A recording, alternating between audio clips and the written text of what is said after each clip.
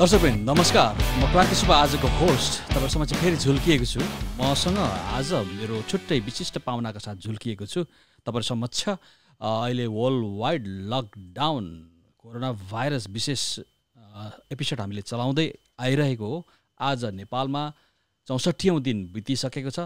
संसारभरिमा अहिले 58,21,077 संक्रमितको संख्या पुगेको छ भने मृत्यु हुनेको संख्या 3,58,104 पुगेको अवस्था छ। र नेपालमा पनि आज 156 जना संक्रमित छन् र तपाईको जम्मा नेपालको केस 1042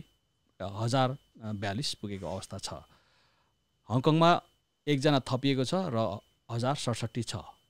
दर्शकवृन्द तपाईहरु समक्ष आज मैले विशिष्ट पाहुना लिएर आएको छु। उहाँ हुनुहुन्छ मिस कस्मोपोलिटन 2019। ढिला नगरिकन उहाँलाई स्वागत गरौँ। उहाँ हुनुहुन्छ प्रिया रानी लामा। नमस्कार बहिनी।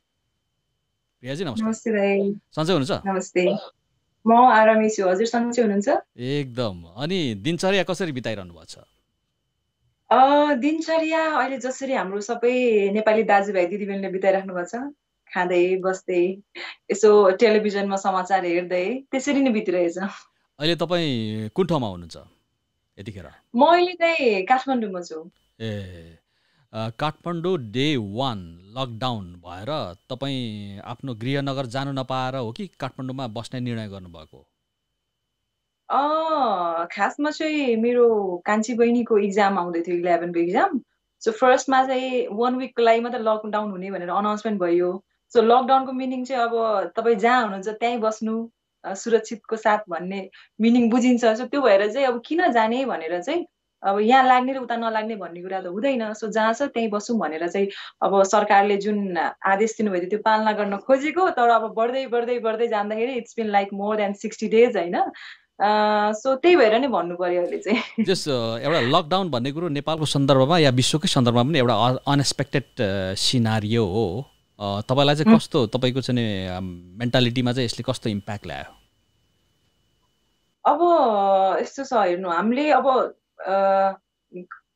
कुनै पनि देशमा चाहिँ सरकारले चाहिँ चाहिकन चाहिँ लकडाउन गर्न चाहनुहुन्न अफकोर्स, किनकि त्यसले फाइनेन्सियल हिसाबले पनि धेरै क्राइसिस भइरहेको हुन्छ आफ्नो देशमा होइन। अब यो चाहिँ गर्न जरुरी थियो, किन भन्दाखेरि यो अब संक्रमित अब धेरै बढ्यो भने चाहिँ धेरै गाह्रो हुन्छ भनेर उहाँहरूले गर्नुभएको होइन। तर पनि अब हेर्दा हेर्दै लगभग 500-600 प्लस पुगिसक्यो केसेस पनि होइन।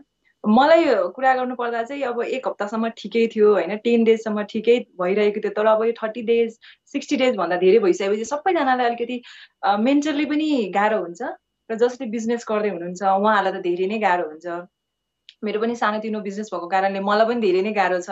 त्यो सँगसँगै जो डेली वेजेसमा काम गर्नुहुन्छ, दिनमा हुन्छ नि उहाँको दिनचर्या त्यही काम गरेर भारी बोकेर यताउता गरेर बितिरहेको छ, उहाँहरूलाई झन् धेरै गाह्रो भइरहेछ। सो टाइममा यो टेलिभिजनमा न्युज हेर्दाखेरि र पर्सनली मलाई पनि इन्स्टाग्राम र फेसबुकमा मेसेज आइरहेको हुन्छ अब सहयोग गर्नुहोस् भनेर। त्यो देख्दाखेरि चाहिँ एकदमै साह्रै नराम्रो लाग्छ होइन। अब फिजिकल्ली भन्दा पनि हामी घरमा छौँ, तर अब मेन्टली चाहिँ भोलिको दिनमा के होला होइन। अब आफैलाई गाह्रो हुने हो कि जोसँग छ उहाँले त गर्दै हुनुहुन्छ होइन, तर उहाँसँग पनि सधैँभरि हुन्छ भन्ने जरुरी छैन। सो त्यो भएर चाहिँ अलिअलि काहीँ चाहिँ अब हुन्छ नि आफूलाई पोजिटिभ राख्नको लागि चाहिँ त्यो बुक्स पढिरहेको हुन्छु, यताउता घरको काममै बिजी हुन्छु। जस एउटा सेन्स अफ अनसर्टेन्टी एन्ड अनस्योरनेस होइन, अनि सेन्स अफ फियर चाहिँ छ यसले जगाएको होइन। एकदमै दाइ, त्यो त अब अलिअलि छ। अब हामी ह्युमन नेचरै भन्नु पर्यो, जति आफूलाई पोजिटिभ राख्नु खोजे पनि अलिअलि त भइ नै हाल्छ। तर यस ट्राइङ टु बी पोजिटिभ भन्नु पर्यो। तपाईँ चाहिँ के तपाईँको दिनचर्यामा डेली लाइफमा केही डिफ्रेन्सेस आयो कि बिफोर आफ्टर? हजुर, पहिला चाहिँ अब एकदम हाँस उठ्ने कुरा के भन्दाखेरि चाहिँ मेरो रुममा दिनमा एकदमै मजाको उज्यालो घाम आउँछ होइन, पुरै उज्यालो रुम हुन्छ भनेर चाहिँ मलाई लकडाउन पछि मात्र थाहा भयो। किनकि अब पहिला बिहान 7:30-8 बजीतिर घरबाट निस्किसकेपछि राति एकैचोटि 8-9 बजी मात्रै आइन्थ्यो होइन। सो इट्स लाइक बिहान ब्रेकफास्ट घरमा गरिसकेपछि कहिलेकाहीँ मोस्ट अफ द टाइम चाहिँ बाहिरै खाना खाइन्थ्यो, नत्र अब घरमा रातिको डिनर मात्रै हुन्थ्यो। सो त्यो कारणले अहिले चाहिँ अब त्यही थाहा भयो एउटा चाहिँ र अर्को भन्नुपर्दा चाहिँ या आफूलाई अलिकति अझै राम्रोसँग निहाल्ने कोसिस गर्दैछु। घरको काम भन्दा पनि सधैँ डेली त्यही काम हो। अलिअलि गार्डनिङतिर भयो, अनि बुक्सहरू पढ्ने पहिलादेखि इच्छा थियो, अब पढ्ने मौका पाइरहेको छु। वर्कआउट त अब पहिला जिम जाँदाखेरि गरिन्थ्यो, अहिले घरमै गरिरहेको छु। त्यसरी नै बितिरहेछ भन्नु पर्यो। जस्तै यस्तो छ, जस्तै अब हिजो चाहिँ एउटा हेक्टिक लाइफ थियो तपाईँको, होइन? अहिले एकैचोटि तपाईँ लकडाउन हुनुभयो, एउटा सोलिच्युडमा जानुभयो, आइसोलेसनमा नभनौँ, क्वारेन्टिनमा पनि नभनौँ, सोलिच्युडमा जानुभयो। त्यो हुँदा तपाईँ एउटा मेडिटेटिभ फर्ममा पनि गएको फिल हुन्छ कि कस्तो? जस्तै कस्तो भने तपाईँ चाहिँ हिजो चाहिँ तपाईँ चाहिँ एउटा क्राउडमा हुनुहुन्थ्यो नि त, होइन? तपाईँसँग आफ्नो लागि समय थिएन नि त, होइन? अहिले चाहिँ तपाईँको के भनेदेखि यो अपसाइड डाउन एउटा सिफ्ट भयो नि त, एउटा आफैसँगको सेल्फ टक पनि भयो एक, होइन? हिजो चाहिँ सेल्फ टकको हिजो नहुने भन्ने त होइन, चाहिँ बाटोमा हिँड्दाखेरि अब त्यो तपाईँ कल्पनामा इमेजिनेसन गरिरहन्थ्यो। तर अहिले चाहिँ टोटल्ली एउटा साइलेन्समा जाँदाखेरि चाहिँ एउटा के हुँदो रहेछ, कस्तो फिल हुँदो रहेछ? दाइ अब यस्तो छ, हेर्नु, मेरो फिल्ड, मेरो काम अब यो हुन्छ नि, क्राउडमा भएको कारणले गर्दाखेरि पनि, होइन? अब जस्तै म प्रोग्रामहरू चलाउँथेँ, कोरियोग्राफी गर्थेँ, मान्छेलाई इन्टरेक्ट गरिराख्नु भयो। त्यसको साथसाथै अब मेरो आफ्नो बिजनेस छ, क्लोदिङ लाइन, होइन? सो टाइम भएको बेलामा आफ्नो स्टोरमा गएर यसरी बस्दाखेरि डेली कस्टमरहरू आउनुहुन्छ, उहाँहरूलाई अब मेरो स्टाफहरूले ट्याकल गर्नुहुन्छ, उहाँहरूले सक्नु भएन भने लास्टमा मबाट आउनुहुन्छ, होइन? सो त्यसरी इन्टरेक्ट भइरहेको हुन्थ्यो। र त्यसको साथसाथ पनि म बुक्सहरू पढ्न पहिलादेखि रुचाउँथेँ, होइन? र टाइममा म गुम्बाहरू जान्थेँ। त्यस्तो त होइन, आफूलाई टाइमै दिन नसक्ने, होइन? तर अब घरमा चाहिँ एकदम कम धेरै टाइम हुन्थ्यो। अहिले चाहिँ अब लकडाउन एकैचोटि हुँदाखेरि चाहिँ कस्तो छ भन्दाखेरि त्यही हो, मम्मी ड्याडीसँग कुरा गरिन्छ, अब साथीभाइसँग पनि यो फेसबुकको थ्रुबाट, सोसियल मिडियाको थ्रुबाट कुरा त भइरहेको हुन्छ। तर अहिले कस्तो भइरहेछ भन्दाखेरि कल्पनामा के आउँछ भन्दाखेरि अब त्यस्तो दिन कहिले आउला जब कि म मेरो फ्यामिली मेम्बर साथीभाइसँग सँगै मुभी हेर्न जाऊँ। अब त्यस्तो दिन कहिले आउला कि हुन्छ नि, फन पार्कमा अब साथीभाइसँग रमाइलो गर्न जाऊँ, होइन? रोटेपिङ खेल्न जाऊँ, घुम्न जाऊँ। त्यस्तो दिन कहिले आउला भनेर माथि छतबाट हेरेर बस्छु, होइन? अनि कहिलेकाहीँ अनौठो लाग्छ, म संसारमै छु, अर्थ पृथ्वीमै छु त अहिले जस्तो टाइपको फिल भइरहेको हुन्छ। अनि पनि सोध्छु, होइन, यो केही दिनको लागि हो, सबै कुरा चाँडै नै हुन्छ, किनकि यो संसारमा फर्स्ट टाइम त भएको होइन यस्तो कुरा, होइन? भनेर चाहिँ हुन्छ। अब त्यही भनौँ, गाह्रो त भइरहेछ केही हदसम्म, अलिअलि, होइन? तर केही हदसम्म चाहिँ म लुकेको केही कुराहरू चाहिँ आफूले हुन्छ नि, के रहेछ त खासमा, अब के गर्दा ठिक होला भनेर भन्नको लागि, सोच्नको लागि पनि चाहिँ टाइम भइरहेछ भन्नु। तपाईँले सेल्फ डिस्कभरी चाहिँ के गर्नुभयो त in the period of 2 months? Self discovery आफ्नो बारेमा चाहिँ भन्नु पर्दाखेरि चाहिँ अलमोस्ट मेरो बारेमा मलाई सबै कुरा थाहा छ जस्तो लाग्छ पहिलादेखि नै, होइन? अब मर्निङ लाइनमा भए पनि म भगवानमा विश्वास गर्नेदेखि लिएर पूजापाठ गर्नेदेखि लिएर सबै कुरा एभ्रिडे नै गरेर आउँछु। इभिनिङमा पूजा नगरिकन म खाना खाँदिनँ, होइन? अरू त्यस्तै कहिलेकाहीँ बाहिर भ्याउँदै नभ्यायो भने अर्को कुरा हो, बिहान उठेर पूजा नगरिकन कामहरू म स्टार्ट गर्दिनँ, होइन?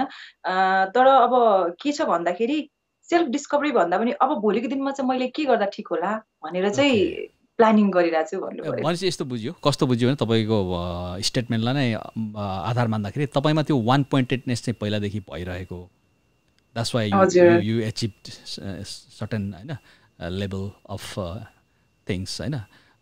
त्यसमा चाहिँ त्यसले त खासै अब भन्नाले तपाईँको अब परिस्थिति बदलिए पनि अब तपाईँ बदलिने कुरा आएन, किनभने त्यो बदलिने ठाउँै छैन, होइन? एकदमै तपाईँ किन एउटा लेभल अफ अन्डरस्ट्यान्डिङ तपाईँमा क्रिएट भइसक्यो, कन्सियसनेस भनौँ न, होइन?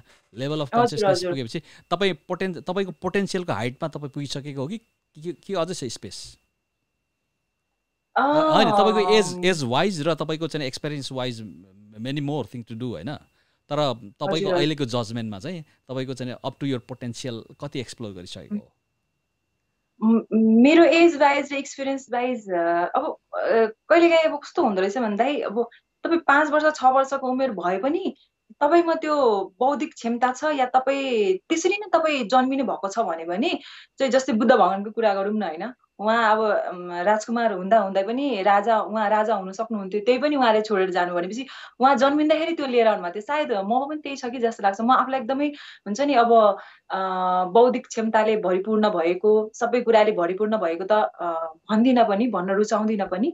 तर केही हदसम्म चाहिँ यस्तो चाहिँ अब पहिलादेखि नै मेरो हुर्काइ, मेरो फ्यामिली इन्भाइरोमेन्ट फ्यामिली ब्याकग्राउन्ड त्यस्तो भएको कारणले गर्दा पनि होला मेरो फिल्ड र मेरो सोचाइ हुन्छ नि म पर्सनल लाइफमा कस्तो चाहिँ एकदमै टोटल्ली माथि तल नै छ भन्नु पर्यो होइन तर पनि केही हदसम्म चाहिँ अब जति संसारको बारेमा जान्नुपर्ने थियो मैले सायद जानिसकेको छु जस्तो लाग्छ होइन अब पुरै अब मान्छेलाई चाहिँ स्पिचै अब तपाईँ भगवान्लाई यो फलो गर्नु त्यो फलो गर्नु भन्ने टाइपको म कसैलाई पनि भन्दिनँ म आफू भेज भए पनि म आफू यो फिल्डमा लागे पनि अब जाँड रक्सी अल्कोहल अहिलेसम्म मैले खाएको छैन मान्छेले पत्याउँदा पनि पत्याउने किनकि म मोडलिङ लाइनमा छु ग्ल्यामर लाइनमा छु यस्तो पनि हुन सक्ला र तपाईँ एउटा भिजे भइसक्नु तपाईँ मोडलिङ लाइनमा तपाईँ ब्युटी प्याजनको विनर हुनुहुन्छ ड्रिङ्क्स गर्नु भएको छैन भन्दाखेरि पत्याउँदैनन् धेरैजनाले नै 99%ले तर म के बिलिभ गर्छु भन्दाखेरि त्यो तपाईँको प्रोफेसन हो तपाईँको काम हो तपाईँलाई कुनै कुरा खानु इच्छा लाग्दैन तपाईँलाई गर्नु इच्छा लाग्दैन भने पनि तपाईँको प्रोफेसनले गर भनेर तपाईँले गर्ने होइन र म चाहिँ हुन्छ नि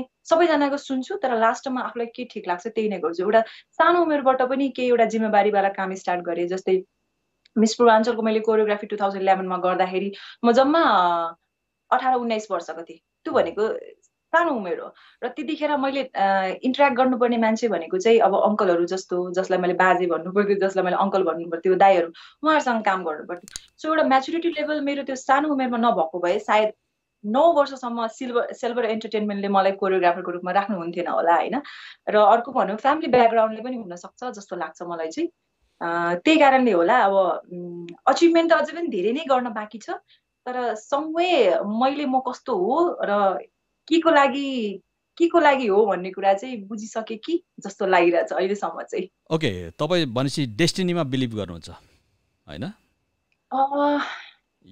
म डेस्टिनीमा काइन्ड अफ डेस्टिनीमा नै बिलिभ गर्छु र त्यो सँगसँगै डेस्टिनीमा पुग्नको लागि चाहिँ हामीले जुन गरिरहेको छ एउटा भनाइ छ नि हामीले चाहिँ एउटा आर्ट प्ले गरिरहेको एक्टिङ गरिरहेको छौँ होइन जसको डिरेक्टर कोही समवन एल्स हुनुहुन्छ र हामीले अब एभ्रीडे तपाईँले अचिभमेन्ट पाउनुभयो तपाईँ रुनुभयो कराउनु भयो त्यो पनि सबै अलरेडी छ किनकि तपाईँको कार्य र तपाईँको कर्मले नै त्यो कुरा हुने हो सो या सबै कुरामै बिलिभ गर्छु भन्नुभयो ओके जस्तै अब विलियम शेक्सपियरले भनेका छन् life is a drama we simply a character होइन we play a role and we exit when times come होइन त्यस्तै हामीलाई पनि एउटा गिभन रोल दिएको हुन्छ हामी एउटा पर्पोज लिएर धरतीमा आएका हुन्छौँ र कतिपयले त्यो purpose yeah goal in their life time discover गर्छन्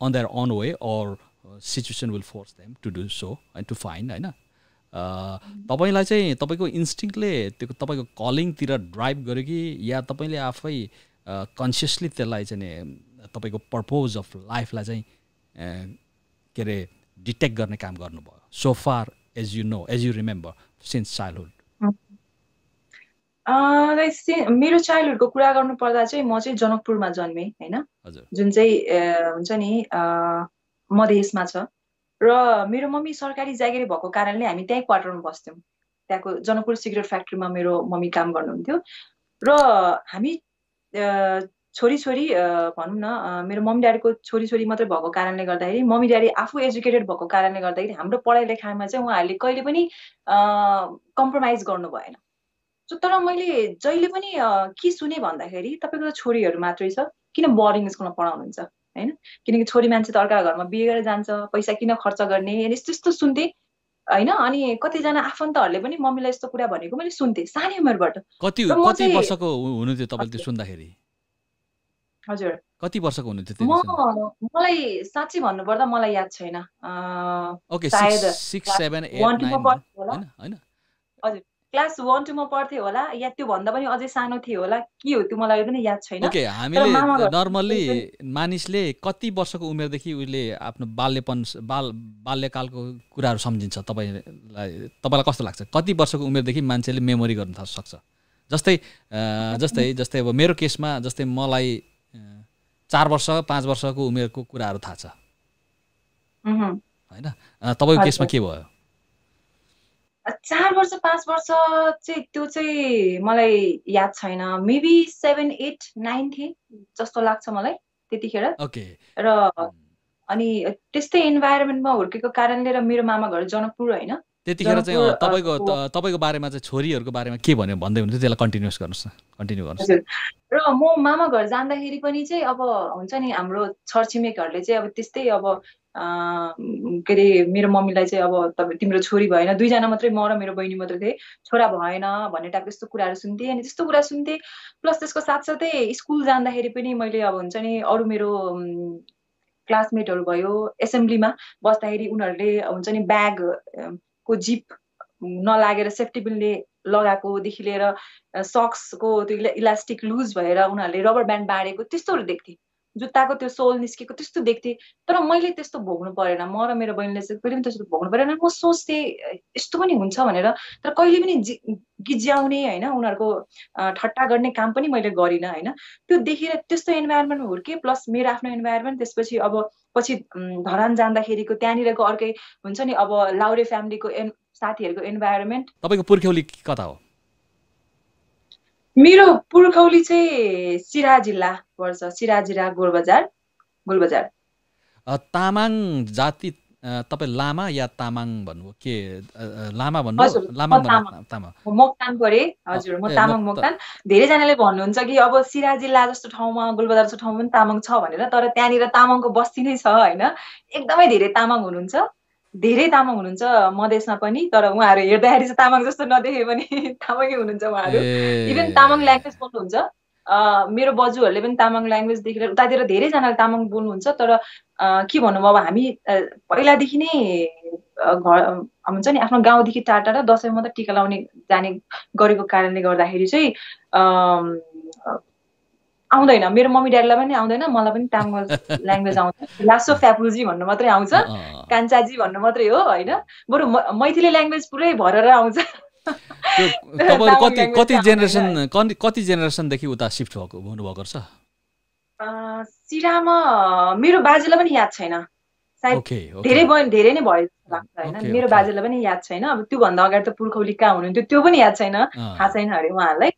धेरै नै लामो समयदेखि नै भन्नु पर्यो उता चाहिँ। तर तपाईँको एपियरेन्स तामाङ जातिसँग मिल्दैन नि, यो चाहिँ जियोग्राफिकल रिलोकेसनले पारेको असर हो तपाईँको एउटा लाइफमा? हजुर हजुर। फर एक्जाम्पल यस्तो है, म एउटा उदाहरण दिन्छु ल। जस्तै सबै मानिस अफ्रिकाबाटै उब्जनी भएको हो, उत्पत्ति भएको हो। त्यस पछाडि ह्युमन माइग्रेसन भयो होइन। ह्युमन माइग्रेसन भइसके पश्चात तपाईँको काला जाति, काला गोरा सबै किसिमका भयो नि त। लाइकवाइज तपाईँ पनि अब तपाईँको ओरिजिनल ठाउँबाट तपाईँ सिराहा जानुभयो, तर त्यो सिराहाका हावापानी सबै कुरोले तपाईँको फिचरलाई एपियरेन्सलाई त्यस्तो बनायो भन्नु सकिन्छ? मेबी भन्न पनि सकिन्छ। अब तर यस्तो छ, मेरो फ्यामिलीमा सबैजना यस्तै हुनुहुन्छ। मेरो मम्मी झन् हेर्दाखेरि पुरै अब छेत्री जस्तै हुनुहुन्छ होइन। उहाँको झन् अब अलिक बेसी चुच्चो नाक अनि अझै मजाको मिलेको फेस। मेरो त्यस्तो छैन, मेरो ड्याडपट्टिको होला सायद होइन। सो मेरो मामुलीहरूमा पुरा हाइट पनि एकदमै ठुल्ठुलो मामाहरू अब 6'2" भन्दा धेरै अल्गो हुनुहुन्छ। बाजे बजु सबैजना कोही पनि यसो झट्ट हेर्दाखेरि प्रायले चाहिँ तामाङ भन्नुहुन्न। मलाई पनि अब काठमाडौँमा बस्दा पनि प्रायले चाहिँ तपाईँ नेवार समुदायबाट हुनुहुन्छ भनेर सोध्नुहुन्छ होइन। हामी अहिले मिस कस्मोपोलिटन 2019 प्रिया रानी लामाज्यूसँग छौँ। हामी जस्तै अब कहाँ मैले त्यो अलिकति जोडेँ, अब हामी फेरि जाउँ। जस्तै तपाईँले एउटा एनालोजी ल्याउनु भयो तपाईँको चाइल्डहुडको। जस्तै अब त्यसलाई चाहिँ कसरी म व्याख्या गर्छु भने तपाईँलाई एक किसिमको त्यो चाहिँ बच्चाहरूको त्यो जिपहरू खोलिएको होइन, अनि तपाईँको त्यो सक्सहरू पनि अलिकति डिसअर्डर भएको, त्यसले तपाईँको मेन्टालिटीमा अलिकति छुट्टै असर पारेको होइन। त्यो एउटा सिनारियो आयो तपाईँकोमा। त्यसलाई म यसरी भन्छु, त्यसलाई कसरी भन्छु भने गौतम बुद्धलाई पनि एउटा सर्टेन टाइमसम्म चाहिँ उसलाई दरबारकै ऐसारामा राखिएको थियो। अचानक उसले रिभिजिट गर्यो भनौँ न समवेयर्स होइन। त्यतिखेर त्यो हिडन भएन, कतिपय कुराहरू गर्न खोजिएको थियो तर भएन। ओके, अब यहाँ कुरो चाहिँ कस्तो हुन्छ, तपाईँ डेस्टिनी ड्रिभन तपाईँको लाइफ छ भने भन्नुको अर्थ के भनेदेखि नट फ्रम यर पार्ट है, तपाईँको एम्बिसन र डिजायरको कारणले होइन कि। जस्तै मान्छेले चाहिँ आफ्नो एम्बिसन र डिजायर पनि इम्पोज गरेर आफूलाई एउटा समथिङ कुरोमा चाहिँ ट्रान्सफर्म गर्छन्, त्यो एउटा कुरो भयो। लास्टमा अन्तिममा त्यो पनि एउटा फेट र डेस्टिनीसँगै जोडिएला, because he has to do something with his effort or her effort in that sense. तर तपाईँमा त्यो अलिकति लागु भएन, तपाईँलाई चाहिँ त्यो गौतम बुद्धकै चाहिँ एउटा रास्ता जस्तो भयो। ओके, धरान पुग्नुभयो अनि भन्नुहोस् त। अनि धरानको कुरा गर्नुपर्दा चाहिँ मैले एसएलसी दिइसकेपछि चाहिँ अब मेरो सबैजना हुन्छ नि, मेरो मम्मीहरू 5 जना दिदीबहिनी हुनुहुन्छ र 5 जना मध्ये 4 जना सबै आन्टीहरू चाहिँ उतै पूर्वमै हुनुहुन्छ होइन। अनि त्यो भएको कारणले चाहिँ पूर्वै गइयो, उतै पढियो होइन। अनि त्यहाँको हावापानी पनि अब हुन्छ नि सबै बुझ्यो, त्यतातिर पनि कस्तो के छ भनेर। तर कहिले पनि गलत सङ्गतमा चाहिँ लागिएन। अब मेबी सायद अब हजुरले भन्नुभएको जस्तै अब एउटा सर्टेन लेभलमा पुगिसकेपछि मान्छेले के गलत हो के सही हो भनेर छुट्याउन सक्छ होइन। सबैजनामा त्यो क्षमता हुन्छ, तर उहाँले चाहिँ अझै त्यो बुझ्न सक्नु भएको हुँदैन। जस्तै अब तपाईँ मच्योर हुनुपर्छ भनेर धेरैजनाले भन्नुहुन्छ, मलाई लाग्दैन त्यो कुरा। एउटा सानो बच्चा पनि तपाईँमा त्यो गुण छ भने चाहिँ सानो बच्चाले पनि चाहिँ त्यो कुराहरू एनालाइज गर्न सक्नुहुन्छ। अब धरानको कुरा गर्नुपर्दा चाहिँ धेरै रमाइलो छ। मेरो कर्मथलै भन्नुपर्छ म धरान होइन। मैले स्टार्ट फर्स्ट मोडलिङमा लाग्नेदेखि लिएर अब जस्तै मिस्टिन धरानमा जस्ट विनरले स्कुटर जित्छ भनेर त्यतिखेर पार्टिसिपेट गरेको थिएँ 2008 मा। एउटा कुरो यहाँ जोडिहाल्नु ल। तपाईँको जस्तै तपाईँको चाहिँ नि फेरि माइक्रोबायोलोजिस्ट हो तपाईँ होइन? हजुर हजुर हजुर। तपाईँले त्यो कम्प्लिट गर्नुभयो कुन लेभलसम्म? मैले चाहिँ बिएससी मेडिकल माइक्रोबायोलोजी कम्प्लिट गरेर एमएससी को लागि चाहिँ काठमाडौँमा म आएँ। त्यसपछि चाहिँ फेरि बिचमा के भयो भन्दाखेरि अस्ट्रेलिया जाने कुरा आयो। अनि आइएल्सको एक्जाम दियो। त्यसपछि चाहिँ त्यो गर्दा गर्दै त्यो कुराको लागि गर्दा गर्दै टेलिभिजन जोइन गरेँ मैले। त्यसपछि बिजनेसतर्फ लाग्यो। र अहिले हामी एकछिन अलिकति ब्रेकडाउन गर्दै जाउँ। जस्तै तपाईँ माइक्रोबायोलोजी तपाईँको स्टडी बिएससी धरानमा गर्दै हुनुहुन्थ्यो होइन? हजुर हजुर। जस्तै तपाईँ एउटा चाहिँ साइन्सको विद्यार्थी, तपाईँको फेरि त्यो इन्क्लाइनेसन चाहिँ फेरि यता तपाईँको यता अलिकति मनोरञ्जनतिर होइन गयो। त्यसमा तपाईँले एउटा कुरो भन्नुभयो, तपाईँले चाहिँ खोजेको स्कुटर मात्रै हो, अरू केही होइन। नभए तपाईँलाई त्यो त्यो ग्ल्यामर फिल्डमा जाने कुनै दरकारै थिएन, इन्ट्रेस्टै थिएन होइन? के थियो? हजुर, त्यस्तो कहिले पनि थिएन। त्यो मोडलिङ लाइनमा लान्छु या ग्ल्यामर लाइनमा जान्छु भनेर चाहिँ कहिले थिएन। तर बच्चामा चाहिँ जस्तै ऐश्वर्या राईले मिस वर्ल्ड जित्दाखेरि चाहिँ त्यो स्टेजमा उसले क्राउन लगाएको देख्दाखेरि चाहिँ मलाई मनमा चाहिँ कहाँ हुन्थ्यो कि म पनि एक दिन सायद यसरी नै कुनै स्टेजमा वर्ल्डको स्टेजमा चढेर यसरी नै क्राउन लाउँछु र सबै देशको मान्छेले मलाई चिन्नेछ र वाह गर्नेछ भन्ने काहीँ न काहीँ बच्चाको लेभलमा हुन्थ्यो। तर ग्ल्यामर लाइनमै जान्छु, म्युजिक भिडियो खेल्छु, मुभी गर्छु भनेर चाहिँ मेरो मनमा चाहिँ कहिले पनि आएन। तपाईँको यो ग्ल्यामर फिल्डमा इन्ट्रेस्ट भएन, तर स्कुटर मोह चाहिँ तपाईँको के हो? त्यो चाहिँ अलिकति त्यो पनि बुझाइदिनुहोस् त, स्कुटर मोह। हजुर, अब यस्तो छ, हामीले अब किन मम्मीले तपाईँलाई स्कुटर किन्दैन? स्कुटर तपाईँको मम्मीले किनिदिन्थ्यो? कौन सा बढिया बात थियो? मैले मम्मी ड्याडीसँगै मागा हो होइन। तर यस्तो भयो जस्तै अहिले मेरो बहिनी क्लास 11 मा पढ्दा पनि मेरो लागि बच्चै छ ऊ, म बच्चै देख्छु उसलाई होइन। अब कतै जाँदा पनि धेरै ध्यान दिलाउँछु। मैले चाहिँ एसएलसी दिइसकेपछि चाहिँ अब त्यतिखेर गर्न आफूलाई चाहिँ अब हुन्छ नि अब डिग्री पास गरिसक्यो, पिएचडी गरिसक्यो जस्तो फिल हुने होइन। एसएलसी भनेपछि चाहिँ ठुलो भइसक्यो जस्तो फिल हुने। त्यो भइसकेपछि मम्मी ड्याडीलाई स्कुटरको लागि भनेर भन्दाखेरि चाहिँ अनि मैले अब हुन्छ नि फोन चाहियो, म ठुलो भइसक्यो ब्ला ब्ला ब्ला गर्दाखेरि चाहिँ मम्मी ड्याडीले मेरो छ्यामाले चाहिँ खासमा के भन्नुभयो भन्दाखेरि उहाँको घर भोटिपुलमा छ, धरान भोटिपुल।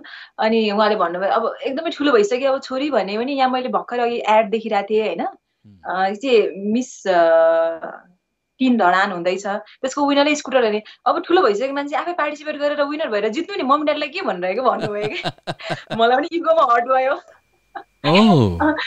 ल नि त ठिकै छ, ट्राई गर्दामा के जान्छ भनेर चाहिँ खासमा त्यो स्कुटरको लालचले गर्दाखेरि चाहिँ यो फिल्डतिर लाग्यो भन्नु पर्यो। तपाईँलाई यस्तो लाग्दैन कि त्यो स्कुटर चाहिँ तपाईँको जीवनमा आउनु पर्थ्यो रहेछ टेम्पटेसनको रूपमा?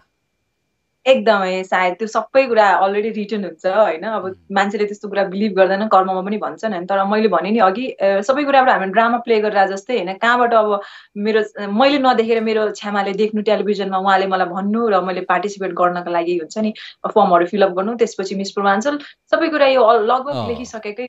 जस्तै एउटा कुरो चाहिँ जस्तै अब तपाईँले मिस ऐश्वर्या रायलाई देख्नुभयो क्राउन पहिरिरहेको, एउटा कुरो त्यो।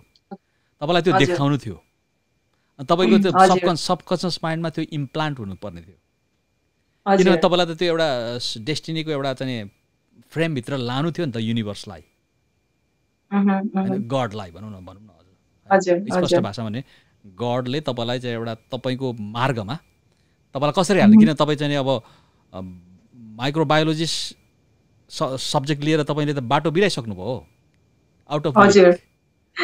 That's not your destiny given destiny you are not destined for that होइन तर तपाईँले बिकज अफ समथिङ त्यता रोजिहाल्नु बाटो बिराउनु भयो अब युनिभर्सले तपाईँलाई चाहिँ आफ्नो ट्र्याकमा ल्याउनु पर्यो हाउ हाउ भन्दाखेरि तपाईँलाई अब स्कुटरको मोह जगाइदिनु पर्यो मोह हजुर हजुर अब त्यही भन्नु पर्यो तर अब त्यतिखेर फेरि के भयो भन्दाखेरि मैले फर्महरू फिलअप गरेँ तर त्यतिखेर मिस्टिन धरा नै भएन त्यो वर्ष ओके भनेपछि यस्तो भयो जस्तै अब गडलाई पनि अलिकति साह्रो परेछ तपाईँलाई लाइनमा ल्याउनुलाई एकदमै होइन त्यही भन्नुपर्ने हुन्छ हजुर ओके भनेपछि जस त्यहाँ पनि स्ट्रगल भएछ क्या हजुर होइन अब सायद यस्तो थियो होला मैले पोजिटिभ नै जे कुरा पनि पोजिटिभ सोच्न रुचाउँछु सायद त्यतिखेर मैले जितेर स्कुटर पाएको भए सायद मैले त्योतिर त्यहीँ बन्द गरिदिएँ किनकि म त साइन्स पढिरहेको थिएँ +2 11 12 साइन्स लिएर पढ्दै थिएँ स्टप गर्थेँ होला सायद मम्मी ड्याडीले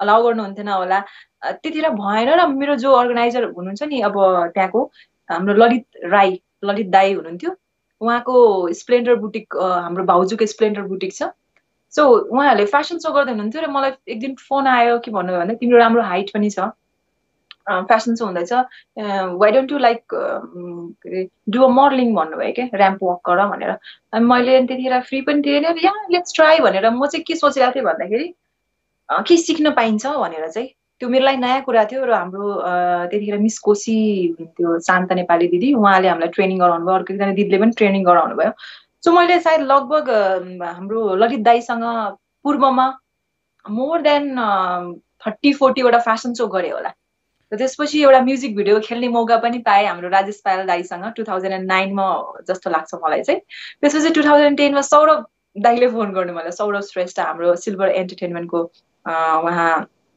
सिइओ एमजी हुनुहुन्छ सो उहाँले चाहिँ के भन्नुभयो मिस पूर्वाञ्चल सेकेन्ड टाइम हुँदैछ पूर्वमा सो पार्टिसिपेट गर भन्नुभयो त्यही हाइटको कारणले नै भन्नु उहाँले पनि सो त्यतिखेर पनि पार्टिसिपेट गरियो होइन भन्नुपर्दा तपाईँले जस्तै एकछिन पज गरौँ है 2011 मा मिस पूर्वाञ्चल दोस्रो भयो जहाँ चाहिँ तपाईँ पार्टिसिपेट 2010 मा चाहिँ सेकेन्ड टाइम सायद त्यतिखेर 2006 मा फर्स्ट टाइम भएको थियो र बिचमा ग्याप भइसकेपछि 2010 मा फेरि कन्टिन्यू भएको रहेछ तपाईँले भाग लिएको चाहिँ 2010 मा हो 10 मा हजुर 10 मा ओके 2010 मा मिस पूर्वाञ्चलमा भाग लिनु पूर्व नै तपाईँले कतिवटा चाहिँ म्युजिक भिडियो खेलिसक्नु भयो ए फेसन सो गरिसक्नु भयो फेसन सो लगभग मैले मोर देन 40-50 वटा गरिसकेको थिएँ होला त्यतिखेरसम्म ओके किनकि त्यति अब पूर्वमा हाम्रो मेला हुने गरिन्थ्यो बेसिकल्ली धरानमा होइन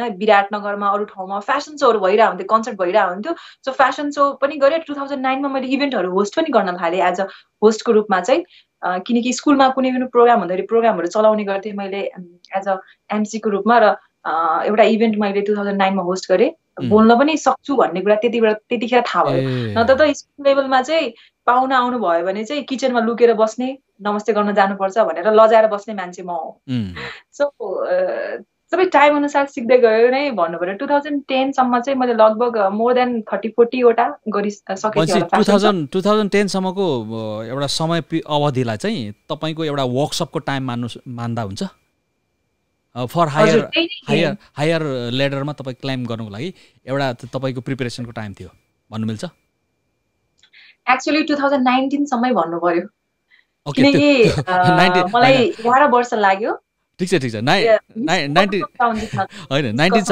सम्मको त एउटा लामो यात्रा छँदैछ तर 19 सम्म पुग्नु पनि एउटा त्यो एउटा एकदम हायर लेभल अफ एचिभमेन्ट हो नि त in terms of having that level of achievement होइन मेनी सेकेन्डरी एचिभमेन्टहरू तपाईँले गर्दै जानुभयो त्यहाँ पुग्नुभयो त्यो ठिक छ तर के छ भनेदेखि तपाईँ अलिकति लार्जर स्केलमा मिस पूर्वाञ्चलमा पार्टिसिपेट हुनुको निमित्त चाहिँ 2010 सम्मको तपाईँको गृह कार्यले होमवर्कले तपाईँलाई फिल्ड त बनाइदिएको हो नि त ब्याकग्राउन्ड त बनाएको हो नि त होइन र हजुर हजुर त्यही नै भन्नु पर्यो अब अनि धेरैजनाको सपोर्ट पनि छ मलाई उहाँको कारणले पनि होला सायद अब यही लेखेको थियो होला समवेयर 2011मा 2010सम्म खासै मैले केही सिकाएको थिएँ जस्तो लाग्दैन किनकि तपाईँ टिनेज हुँदाखेरि तपाईँले जे कुरा पनि अब हुन्छ नि अब के रहेछ भनेर एक्सप्लोर गर्न चाहनुहुन्छ मलाई चाहिँ नयाँ नयाँ कुरा सिक्न मन लाग्थ्यो म पहिला क्रिकेट पनि खेल्थेँ भुटान समेत गएँ नेपाललाई रिप्रेजेन्ट गर्नको लागि किनकि मेरो मम्मी आफै एउटा नेसनल टिमको भलिबलको नेसनल टिमको प्लेयर हुनुहुन्थ्यो होइन सो फ्यामिली ब्याकग्राउन्ड पनि त्यस्तो भयो र मलाई चाहिँ मम्मी ड्याडीले कहिले पनि केही कुराको लागि रोक्नु भएन यति चाहिँ भन्नुहुन्थ्यो तिमीलाई जे मन लाग्छ गर तर पढाइ चाहिँ कहिले नछाड भनेर त्यो भएको कारणले पनि मैले साइन्स कहिले पनि छाडिनँ राम्रो पनि थियो पढाइमा ठिकै थिएँ सो या अब त्यही भन्नु पऱ्यो 2010मा अब फर्स्ट रन अप भएँ ओके तपाईँको प्यारेन्ट्सले तपाईँलाई कुनै बेला डिसिप्लिनमा राख्नु पर्यो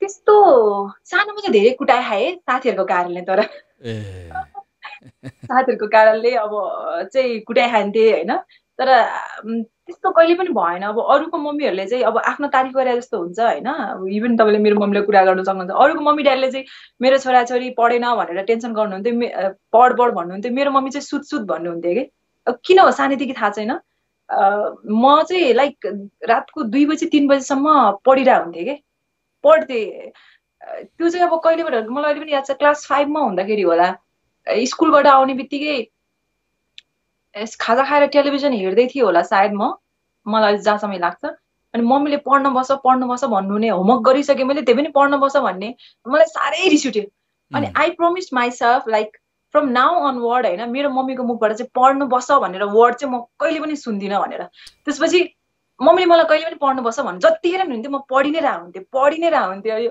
पछि त यस्तो समय आयो कि मम्मीले सुत न नानी सुत भनेर त्यस्तो भन्नुहुन्थ्यो क्या सो आई इन्जोय पढ्नको लागि म एकदम इन्जोय गर्थेँ म मेरो बहिनीहरू दुईजना मेरो सानो बहिनीहरू छ उनीहरूको हेर्छु उनीहरूको लागि म्याथको कपी नोटबुक हेर्दाखेरि एउटा नोटबुक पनि बल्ल बल्ल भर्या हुन्छ जबकि म्याथमा जस्तै च्याप्टरहरू त सेट भयो होइन अल्जेब्रा भयो मेरो चाहिँ एउटा च्याप्टरको 3-3वटा नोट कपी हुन्थ्यो कि त्यति साह्रो प्र्याक्टिस गर्थेँ कि लाइक देयर इज नो एउटा सल्युसन पनि कि जुन चाहिँ मैले सल्भ गरे हुन्थेन आई डोन्ट नो मैले त्यसरी किन पढ्दै आफूलाई एकदम ठुलो भन्न खोजेँ होइन बट आई लभ लाइक जे काम गरे पनि एकदमै 100% दिमाग लगाएर मन लगाएर काम गर्न मन लाग्थ्यो तपाईँ यस्तो छ हाइली डिटर्मिन पर्सन एक नम्बर 1 होइन अनि तपाईँलाई कसैले चाहिँ प्रोभोक गर्नु हुँदैन रहेछ नम्बर 2 एकदमै त्यो चाहिँ होइन हजुर तपाईँ हाइली डिटर्मिन पर्सन तपाईँलाई अन्डर एस्टिमेट गरेर कसैले प्रोभोक गर्यो भने द्याट्स द एन्ड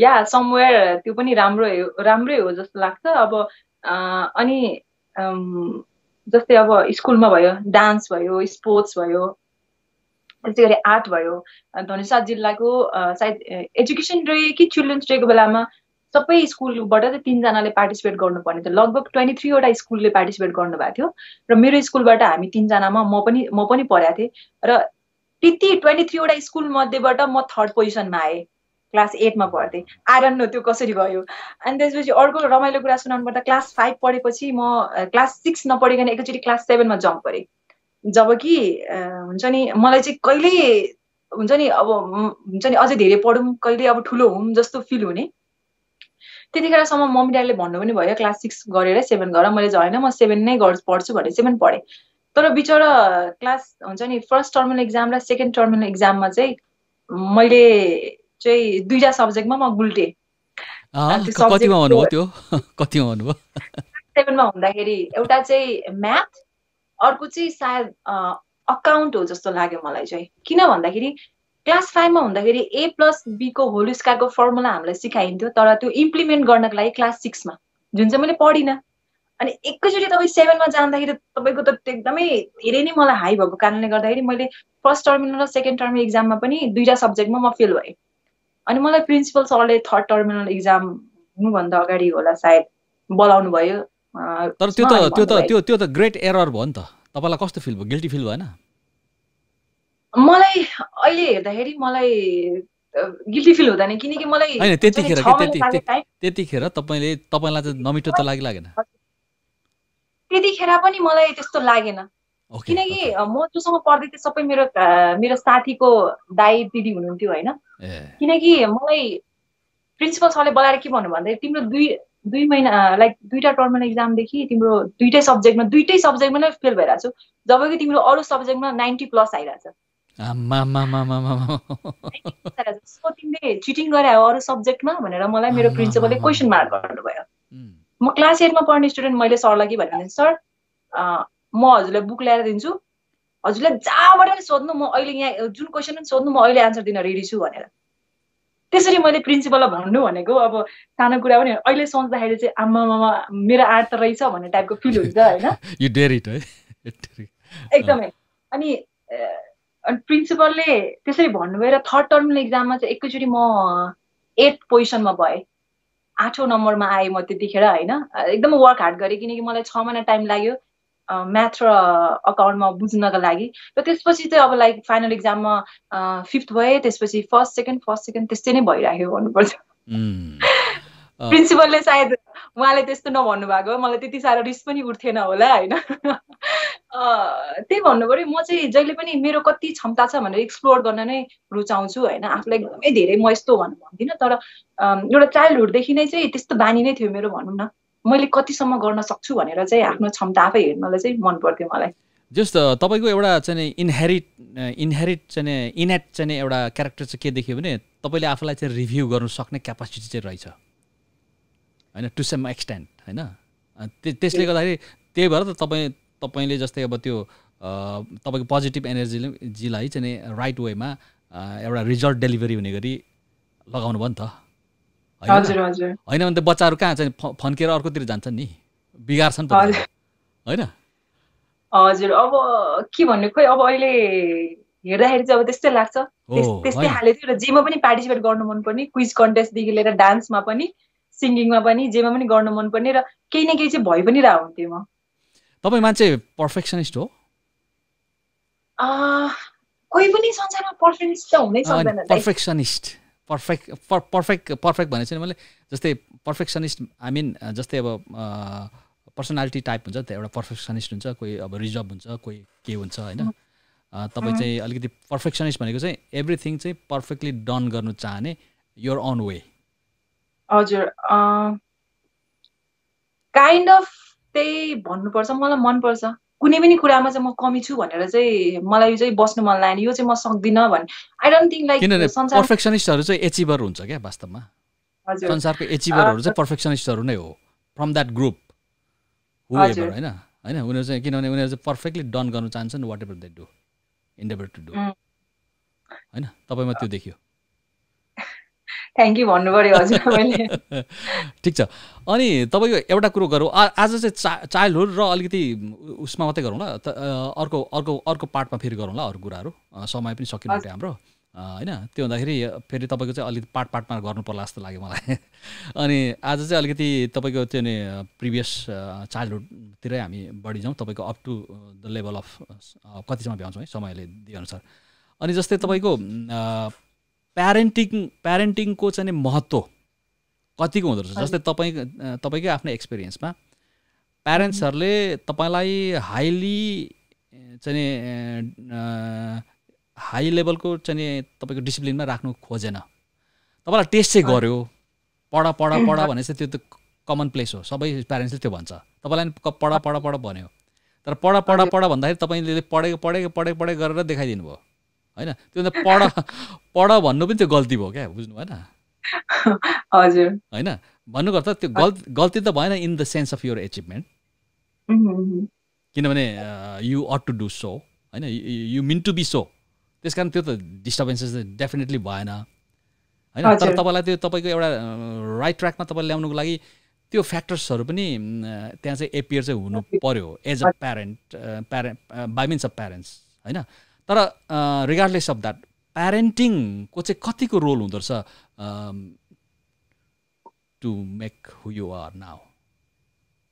एकदमै धेरै दाइ, इट प्लेज अ लाइक एकदमै ठुलो रोल प्ले गर्छ जुनै पनि बच्चाहरूको लाइफमा होइन। तपाईँले कस्तो इन्भाइरोमेन्टमा हुर्किनु भएको छ, के देख्नु भएको छ, तपाईँले हुन्छ नि तपाईँको फ्यामिली प्यारेन्ट्सहरू झगडा गर्दाखेरि उहाँहरूले कस्तो शब्द प्रयोग गर्नुभयो होइन, के गर्नुभयो, अरू छिमेकीले केही भन्दाखेरि तपाईँको मम्मी ड्याडीले कस्तो तरिकाले बोल्नुहुन्छ, अरूसँग कसरी बोल्नुहुन्छ, यो सबै कुराले म्याटर गर्छ। तपाईँले बच्चादेखि तपाईँले जे देखिराख्नु भएको हुन्छ, काहीँ न काहीँ तपाईँ ठुलो भएपछि त्यो कुराले हुन्छ होइन। अब मैले भने नि, त्यही भएर एजुकेसन एकदम धेरै इम्पोर्टेन्ट छ। मम्मी ड्याडी दुवैजना एजुकेटेड भएको कारणले गर्दाखेरि, जागिरी भएको कारणले गर्दा उहाँहरूले कमी हुन दिनु भएन। प्लस त्यसको साथसाथै अब मेरो माउली चाहिँ पोलिटिकल ब्याकग्राउन्ड भएको कारणले गर्दाखेरि त्यस्तै अब मान्छेहरू घरमा आइरहेको मैले देख्थेँ। हाम्रो पोलिटिसियनदेखि लिएर अब यस्तो आर्मीहरूको मान्छेदेखि लिएर पुलिसहरूको मान्छेदेखि लिएर आइरहेको देख्थेँ। उहाँहरूले दिनुभएको सम्मान, बोलेको तरिकाहरू, यस्तो कुराहरू देखिरहेको कारणले पनि काहीँ चाहिँ भएको छ। र त्यसको साथसाथै मम्मी ड्याडीले चाहिँ कन्ट्रोलमा ल्याउनु खोज्नुभयो, किनकि अब त्यत्तिकै बच्चाहरूलाई अब जे चाहियो त्यही दियो भने पनि हुन्छ नि, अब काहीँ केही हदसम्म सायद बिग्रिन्छ कि भन्ने मम्मी ड्याडीको धारणा हुन्छ। मैले पनि अब लाइक भोलि चाहिँ मेरो आर्ट कम्पिटिसन छ, मलाई वाटर कलर चाहियो भने पनि चाहिँ, अनि त्यसपछि चाहिँ मैले चाहिँ आज राति चाहिँ भन्थेँ कि मलाई चाहियो भनेर। मम्मीहरूले ल्याउने पोसिबल छैन, मम्मीले कराउनुहुन्थ्यो पार्टिसिपेट नगर भनेर। म रुन्थेँ पनि, तर भोलि मम्मी अफिसबाट आउँदाखेरि लिएर आउनुहुन्थ्यो क्या, किनकि उहाँलाई। अनि फेरि मैले जितेर पनि ल्याउँथेँ, त्यो उहाँले गर्नु भने जितेर पनि आउँथेँ म होइन। सो यो कुरा भयो। अनि एभ्री स्याटरडे सङ्कट मोचन छ के अरे उता जनकपुरमा। तपाईँ मान्छे जिद्दी पनि हो सानोमा? एकदमै जिद्दी। मम्मीहरूले दाइहरूले भन्नुहुन्छ होइन, मलाई चाहिँ ग्लासमा दुध हालिदिएपछि चाहिँ त्यो आइसक्रिम चुच्चो भएको जस्तै मलाई चाहिने रे। दुध बगेर पोखिसक्यो तर हालकै हाल भन्ने, किनकि अब एकदम एक्ज्याक्टली त्यही चाहियो, लिटरल्ली त्यही चाहियो। लिटरली चाहियो मलाई भनेपछि ग्लास भरेको होइन, अरूभन्दा भरि धेरै चाहियो। अरूको भरि छ, मलाई भरि होइन, उनीहरूभन्दा धेरै चाहियो भनेर हाला भन्नुहुन्थ्यो। जबकि अब पोसिबल छैन, दुध त बगेर जान्छ, आइसक्रिम त होइन चुच्चो हुनको लागि। सो पहिलादेखि नै मलाई चाहिँ धेरै पनि खानुपर्ने अरे। अहिले जब त्यस्तो छुइनँ, धेरै पनि खानुपर्ने अरे, धेरै अब धेरै रुचि पनि अरे, जिद्दी पनि अरे, बच्चादेखि नै यस्तो टाइपको। अब फर्स्ट नातिनी, फर्स्ट छोरी भएको कारणले पनि होला, सबैले धेरै प्याम्पर पनि गर्नुभयो, पर इन अ पोजिटिभ वेमा जस्तो लाग्छ मलाई चाहिँ अहिले। भनेपछि यस्तो छ नि, एउटा भनाइ के छ भने डिसिप्लिनले तपाईँलाई फ्रिडम दिन्छ भनिन्छ होइन। तपाईँ आउट अफ डिसिप्लिन हुनुहुन्छ, तपाईँले डिसिप्लिन लाइफमा मेन्टेन गर्न सक्नुहुन्न भने तपाईँ you never be set free होइन। तपाईँलाई केही न केहीले अल्झाइरहेको हुन्छ होइन। डिसिप्लिनले चाहिँ मान्छेलाई फ्रिडम दिन्छ भनिन्छ। जस्तै तपाईँले चाहिँ आफूलाई हाइली डिसिप्लिन गर्ने मान्छे चाहिँ रहेछ सानाबाटै, लाइक बट जस्तै मम्मीहरूले तपाईँलाई प्रोभोक गर्नु पढ भन्नुभयो, पढेर देखाइदिनु भयो, त्यो भनेको त डिसिप्लिन हो नि त। हजुर होइन, तर त्यो तपाईँले मेन्टेन गरेको तपाईँको अन डिसिप्लिनले चाहिँ तपाईँलाई फ्रिडम दियो। पछि सुत भन्दाखेरि तपाईँ टायर्ड भएको बेला सुत्नु पनि पाइयो नि त, कति मजा। हजुर एकदमै हजुर होइन। ठिक छ, भनेपछि तपाईँलाई चाहिँ एउटा हायर पावरले नै तपाईँको लाइफलाई सानैबाट ग्रुम गरेर ड्राइभ गरिरहेको छ भनेर बुझ्न सकिन्छ है होइन? हजुर, मलाई पनि समटाइम हुन्छ नि, अब म देवी देवतामा विश्वास गर्छु, तर त्यस्तो अन्धविश्वास होइन। जस्तै मान्छेले यो भयो त्यो भयो यो गर्यो भने चाहिँ हुन्छ नि, अब नराम्रो भन्न खोजे होइन, तर लाख बत्ती बालेर चाहिँ तिम्रो यो पुरा हुन्छ भनेको, फेरि म यो कुरामा चाहिँ विश्वास गर्दिनँ। हेर्नु, लाख बत्ती तपाईँको बालेर पूजा गरेर जति तपाईँ खर्च गर्नुहुन्छ, बरु कुनै एउटा हुन्छ नि गरिबलाई गएर देऊ होइन, उसले आशीर्वाद दिएको चाहिँ लाग्छ जस्तो लाग्छ। म पूजा गर्छु किनकि मेरो आफ्नो लागि हो। It's kind of a meditation. तपाईँमा पोजिटिभ भाइब्स आउँछ। यदि मेरो लाइफमा सबै कुरा नराम्रो भइरहेछ, मैले चिताएको कुरा केही भएको छैन भने मलाई त नराम्रो लाग्छ, म डिप्रेस्ड हुन्छु। सो एटलिस्ट भगवान्को अगाडि गएर बत्ती बालेर मैले प्रार्थना गर्दाखेरि मलाई पोजिटिभ भाइब आउँछ। मैले भगवान्लाई सम्झाएको छु, अब मेरो लाइफमा राम्रो हुन्छ भनेपछि त्यो पोजिटिभ भाइब्सले पनि सबै कुरा राम्रो हुन्छ जस्तो लाग्छ। र अहिलेको जेनेरेसनमा अझै पनि चाहिँ हाम्रो अङ्कल आन्टी बजुबाजेको सोचाइ छ कि मोडलिङ लाइनमा ग्ल्यामर लाइनमा लागेर चाहिँ बिग्रिन्छ भन्छ होइन। मैले चाहिँ अस्ति इन्टरनेसनल जितेर आइसकेपछि मेरो गुरु हुनुहुन्छ लामा गुरु तासी गुरु भन्ने हुनुहुन्छ। म चाहिँ हाम्रो यो ग्रिन तारा समूहमा पनि छु। अब लामा भएको कारणले, तामाङ भएको कारणले बुद्ध धर्म मान्छु। म लाइक हिन्दू धर्म नमान्ने त्यस्तो होइन, सबै भगवान्लाई पूजा गर्छु। बुद्धिस्ट भएको कारणले चाहिँ अब त्यो ग्रुपमा हुन्छ नि, त्यो समूहमा मेम्बर बने म, त्यसपछि म गुरुलाई पनि धेरै फलो गर्छु। इन्टरनेसनल जितेर आएपछि उहाँहरूले चाहिँ एउटा पूजा लाइक पूजा भइरहेको टाइममा, जबकि हाम्रो सबैजना मेम्बर सबैजना हुनुहुन्थ्यो त्यहाँनिर होइन, डिभोटिजहरू हुनुहुन्थ्यो, उहाँहरूको बिचमा मलाई सम्मान गर्नुभयो होइन। मैले क्राउन लगाएको थिएँ, उहाँहरूले मलाई खदा लगाएर सम्मान गर्नुभयो, पूजा गरिदिनु भयो। अनि मलाई केही शब्द बोला भन्नुभयो। अब त्यतिखेरको बेलामा सायद मेरो एज भएको 2-3 जना मात्रै त्यहाँ थिएँ, मलाई सबैजना अङ्कल आन्टी बजुबाजे मात्रै हुनुहुन्थ्यो। कति उमेरको हुनुहुन्छ त्यतिखेर? यो अस्ति भर्खरको कुरा हो। म इन्टरनेसनल 2019 जितेर आइसकेपछि चाहिँ अस्ति भर्खरको कुरा हो। मलाई चाहिँ त्यहाँ पूजा पनि भइरहेको थियो, 5 दिनको पूजा 7 दिनको पूजा थियो। अन्तिम दिनमा चाहिँ गुरुले आऊ अनि तिम्रो सम्मान कार्यक्रम गर्नुपर्छ भनेर भन्नुभयो। अनि अन्तिम दिनमा फर्स्ट डे र अन्तिम दिन गएको थिएँ। अन्तिम दिनमा चाहिँ उहाँहरूले सबैजना मेम्बरहरूले सम्मान गर्नुभयो, जो आउनुभएको थियो डिभोटिजहरू, उहाँहरूले खदा लगाएर सम्मान गर्नुभयो र केही शब्द बोल भन्नुभयो पूजा सकिसकेपछि। यसो चारैतिर हेरेँ, सबैजना अङ्कल आन्टी बुवाहरूको उमेरको हुनुहुन्छ र मैले भनेँ कि आज मलाई सबैजनाले मिस नेपाल मिस वर्ल्ड भनेर उहाँहरूले सम्मान गर्नुभयो, फोटो खिच्नुभयो होइन। अनि मैले भने तपाईँहरूको जुन एउटा धारणा छ कि मोल्डिङ लाइनमा लाएर ग्ल्यामर लाइनमा लाएर मान्छे बिग्रिन्छ भनेर होइन, म चाहिँ सबैको लागि एउटा इक्जाम्पल बन्न चाहन्छु। मैले भने कि म तपाईँले देखिराख्नु भएको छ हरेक पूजा हुँदाखेरि प्रोग्राम हुँदाखेरि मैले इभेन्ट होस्ट गरिदिन्छु। पूजापाठमा म लाइक हुन्छ नि संलग्न हुन्छु, उहाँहरूसँग कुराकानी गर्छु। सबै प्राय प्रोग्राममा म गइरहेको हुन्छु पूजापाठमा। अनि देखिराख्नु भएको छ, तपाईँले मलाई चिन्नु पनि हुन्छ। तर योभन्दा अगाडि चाहिँ मैले अब त्यतिखेर मैले मिस कस्मोपोलिटन वर्ल्ड जितेको थिइनँ, जितेर आएँ। र म एउटा तपाईँहरूलाई के बुझाउन चाहन्छु भन्दाखेरि चाहिँ मोर्निङ लाइनमा र ग्रामर लाइनमा लागेको मान्छे बिग्रिन्छ, नराम्रो हो भन्ने कुरा चाहिँ यो धारणा चाहिँ तपाईँहरूले चेन्ज गर्न जरुरी छ भनेर चाहिँ रिक्वेस्ट नै गरेँ सबैजनाले। उहाँहरूले ताली पनि बजाउनु भयो, किनकि सायद उहाँहरूलाई पनि अचम्म लाग्यो होला यो कुरा होइन। किनकि गुरुले जुन मलाई एकदमै धेरै माया गर्नुहुन्छ गुरुले होइन, किनकि हाम्रो गुरुले त बुझ्नुहुन्छ नि त हाम्रो सोचाइ के छ भनेर। अफकोर्स अहिले यस्तो छ नि, त्यो त एउटा स्पिरिचुअलिटीको कुरो हो नि त। हजुर हजुर, स्पिरिचुअली अवेकन भएको मान्छेले त्यो एक चुटकीमा देख्छ नि त। हजुर फ्रम टप टु बटम। जस्तै तपाईँले अर्को युनिभर्सलाई पनि तपाईँले चाहिँ देख्न सक्नुहुन्छ, आउट अफ युनिभर्स पनि जान सक्नुहुन्छ, नेक्स्ट सोलर सिस्टम होइन। त्यो स्पिरिचुअल अवेकन चाहिँ प्राणीहरूले त्यो गर्छन्। जस्तै त्यो स्पिरिचुअल्ली अवेकन भएको चाहिँ तपाईँलाई पनि केही हदसम्म मान्नु सकिन्छ, अथवा हामी सबै स्पिरिचुअल बिङ नै हौँ होइन। तर त्यो अनलक भएको छ कि छैन भन्ने मात्रै हो। तर अनलक भने पनि अनलक भए पनि कति डिग्रीसम्म अनलक भएको छ भन्ने मात्रै कुरो हो।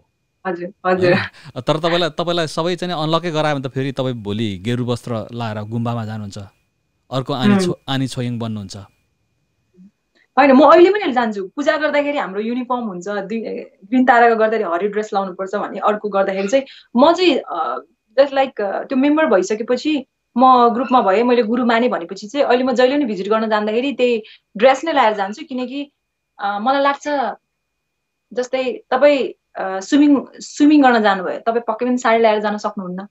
You have to wear certain कुरा त्यहाँ लाउनुपर्छ, जुन तपाईँले बिकिनी लाउनुपर्छ हुन्छ या स्विम सुट लाउनुपर्ने हुन्छ। कुनै ठाउँमा गाउन लाउनु जरुरी छ लाउनुपर्छ, साडी लाउने ठाउँमा। मलाई लाग्छ तपाईँ एउटा क्यारेक्टर पे गर्दै हुनुहुन्छ र जो मान्छेले चाहिँ सही ठाउँमा सही कुराको निर्णय लिन सक्छ त्यो मान्छे चाहिँ सबै कुरामा राम्रो हुन्छ जस्तो लाग्छ। त्यहाँनिर त म जाँदाखेरि मैले हरेक कुरा छोडेँ, लाइक म मिस कस्मोपोलिटन हो या के हो होइन, म जस्ट भगवानलाई हुन्छ नि आफ्नो प्रेयर दिनको लागि। हजुर, अब के छ भन्दाखेरि त्यसपछि मोडलिङ लाइनमा छु, कुनै इन्टरभ्यूमा गयो, of course I have to do अब like nice makeup, hair, dress up सबै कुरा जरुरी छ। किनकि मान्छेले मलाई त्यतिखेर के चिन्छ भन्दाखेरि ऊ चाहिँ मिस कस्मोपोलिटन वर्ल्ड हो, म ल्याङफ्याङ भएर बस्नु परेन, घरमा तिमी जेसुकै गरेर बस। सो सबैजनाले चाहिँ आफ्नो ठाउँको क्यारेक्टर र ठाउँ र सिचुएसन अनुसारको प्ले गर्यो भने चाहिँ सबै कुरा ब्यालेन्स गर्न सक्छ जस्तो लाग्छ। त्यही भएर कतिजनाले पत्याउनुहुन्न, अब ड्रिङ्क गर्दैन, यता गर्दैन उता गर्दैन पत्याउनुहुन्न होइन। जस्तो म इभेन्ट गरिसकेपछि नि मेरो इभेन्ट सकिन्छ, पुरा क्राउडलाई उफार्छु, रमाइलो गर्छु, राम्रोसँग बोल्छु, इभेन्ट होस्ट गर्दाखेरि सक्यो, आफ्नो काम सकेपछि अर्गनाइजरलाई सबैजना नमस्ते भने बाई भने त्यसो हिँड्यो। लाइक त्यसपछि चाहिँ मलाई कोहीसँग कनेक्सनै हुँदैन कि डिनर गर्ने ड्रिङ्क्स गर्ने हुँदैन। मेरो काम त्यहाँसम्म हो, प्रेरणामा एज अ होस्टको रूपमा त्यहाँसम्म काम हो, सक्यो, आफ्नो पेमेन्ट लिनुपर्ने के छ कसो छ त्यो हुन्छ होइन। त्यसपछि आयो बस्यो, घरमा आनन्दले बस्छु। अब लाइक म चाहिँ जुन कुरा छ त्यो गरेर त्यहीँनिरै छोड्नु चाहिँ मलाई मनपर्छ। एकदम त्यो चाहिँ कस्तो भयो भने त्यो एकदम यु आर भेरी ड्युटिफुल भनौँ न होइन, ड्युटिफुल पर्सन हुनुहुन्छ। जस्तै अब कस्तो भनेदेखि तपाईँको जे रोलको लागि तपाईँलाई चाहिँ साइन गरिएको छ त्यो रोल प्ले गरेपछि you will be back to your cave होइन, जहाँ तपाईँले आफूलाई एम्पावर गर्नुहुन्छ होइन। अनि फेरि भोलि चाहिँ एउटा तपाईँलाई चाहिँ एउटा भनौँ न एउटा अथोरिटीबाट आउँछ केही यो गर भनेर, तपाईँले आउट अफ केप भएर फेरि त्यो पर्फर्म गर्नुहुन्छ, फेरि ब्याक टु तपाईँले आफूलाई रिचार्ज गर्नलाई फेरि आफ्नो ठाउँमा ल्याउनुहुन्छ होइन। त्यसको लागि त एकदम हाई डिग्री अफ कन्सन्ट्रेसन र त्यो भनौँ न वान पोइन्टेडनेस चाहिन्छ। Mhm. हुन त अल्बर्ट आइन्स्टाइनले के भनेछ भने life is like a riding bicycle होइन, Mhm. Balance, life is balance भनेछ होइन। त्यो कुरो तपाईँमा अलिकति लिटरल्ली लागु भएको जस्तो पाउँछु मैले इभन यो एजमा। हजुर, अब आई डोन्ट नो, म कहिलेकाहीँ आफूलाई प्रश्न गर्ने गर्छु म तपाईँले किन यस्तो कहिलेकाहीँ तपाईँले त्यो आउट अफ ट्र्याक हुनुहुन्न, एटलिस्ट फिजिकली नभए पनि मेन्टल्ली, जस्तै मेन्टली। जस्तै जस्तै रिबेलियन थट पनि आउँछ नि त मान्छेलाई। कहिलेकाहीँ चाहिँ अब मलाई फिल हुन्छ कि किन म अरू जस्तो नर्मल हुन सकिनँ जस्तो लाग्छ। अनेस्टली हुन म नर्मल मान्छे नै हो। अब प्राय साथीभाइको पोस्ट हेर्छु, कहाँ रमाइलो गरिराख्नु भएको, के गरेर हालिराख्नुहुन्छ। मेरोमा कहिले पनि त्यो पोस्टै हुँदैन। मेरोमा पोस्ट भनेको जहिले काम गरेको पोस्ट हुन्छ या के गरेको पोस्ट हुन्छ होइन। अब साथीभाइ पहिला स्कुल पढ्दा कलेज लेभलसम्म थियो होइन। अहिले जुन म फिल्डमा छु मेरो साथीभाइ छन्, तर त्यो साथीभाइ चाहिँ त्यो प्रोफेसन त्यो कामसम्म मात्रै छ। घरमा आइसकेपछि म उहाँलाई सँगै हुन्छ नि, अब त्यो हुन्छ नि, अब त्यो जे छ त्यो छुट्यो। त्यसपछि घरमा आएपछि नर्मल एउटा प्रिया भनेको प्रिया रानी लामा हो, जसलाई चाहिँ कुकिङ गर्न मनपर्छ, खाना खानु मनपर्छ, बनाउनु मनपर्छ होइन, युट्युब हेर्न मनपर्छ। म चाहिँ त्यसरी नै गर्छु। कहिलेकाहीँ चाहिँ आउँछ सोच, किन मैले चाहिँ लाइफलाई अझै इन्जोय गरेको छैन कि जस्तो पनि लाग्छ। अनि फेरि सोच्छु सायद तर म यसमै खुसी छु। अरूले जे गर्यो भन्दैमा देखासिकी गर्न जरुरी छ जस्तो लाग्दैन। म जान्छु, इन्जोय गर्छु, क्राउड पनि इन्जोय गर्छु, त्यो मेरो काम हो होइन। ब्याक टु नर्मल आफ्नो लाइफमा आइसकेपछि अब नर्मल त्यही नै। जस्तै अब कोरियोग्राफी गर्दाखेरि पनि मलाई प्राय हजुर, हेलो प्रियाजी, अलिकति अहिले डिस्टर्ब भइरहेछ।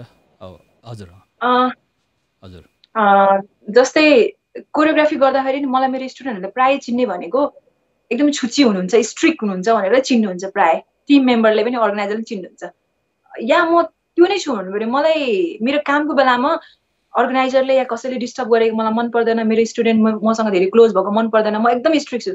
बट आफ्टर द इभेन्ट म जस्तो फनी हँसाउने कोही पनि उहाँहरूले भेट्नुहुन्न होला। जब सानो सानो कुरामा मैले मुख खोल्नु पाएको हुन्न, उहाँहरू हाँस्न थाल्नुहुन्छ क्या। सो भनेपछि सबै क्यारेक्टर प्ले गर्न सक्नुपर्छ जस्तो लाग्छ। कामको बेलामा मान्छेले छुच्ची भन्नुहुन्छ, मलाई फरक पर्दैन। मलाई खासमा खुसी लाग्छ, किनकि एटलिस्ट उहाँले छुच्ची भन्नुको मिनिङ चाहिँ मैले चाहिँ आफ्नो काम चाहिँ राम्रोसँग गरिरहेको छु भन्ने चाहिँ फिल हुन्छ। ओके, प्रोफेसन वाइज चाहिँ तपाईँ रिजल्ट ओरिएन्टेड होइन, रिजल्ट चाहिँ आउनु पर्यो।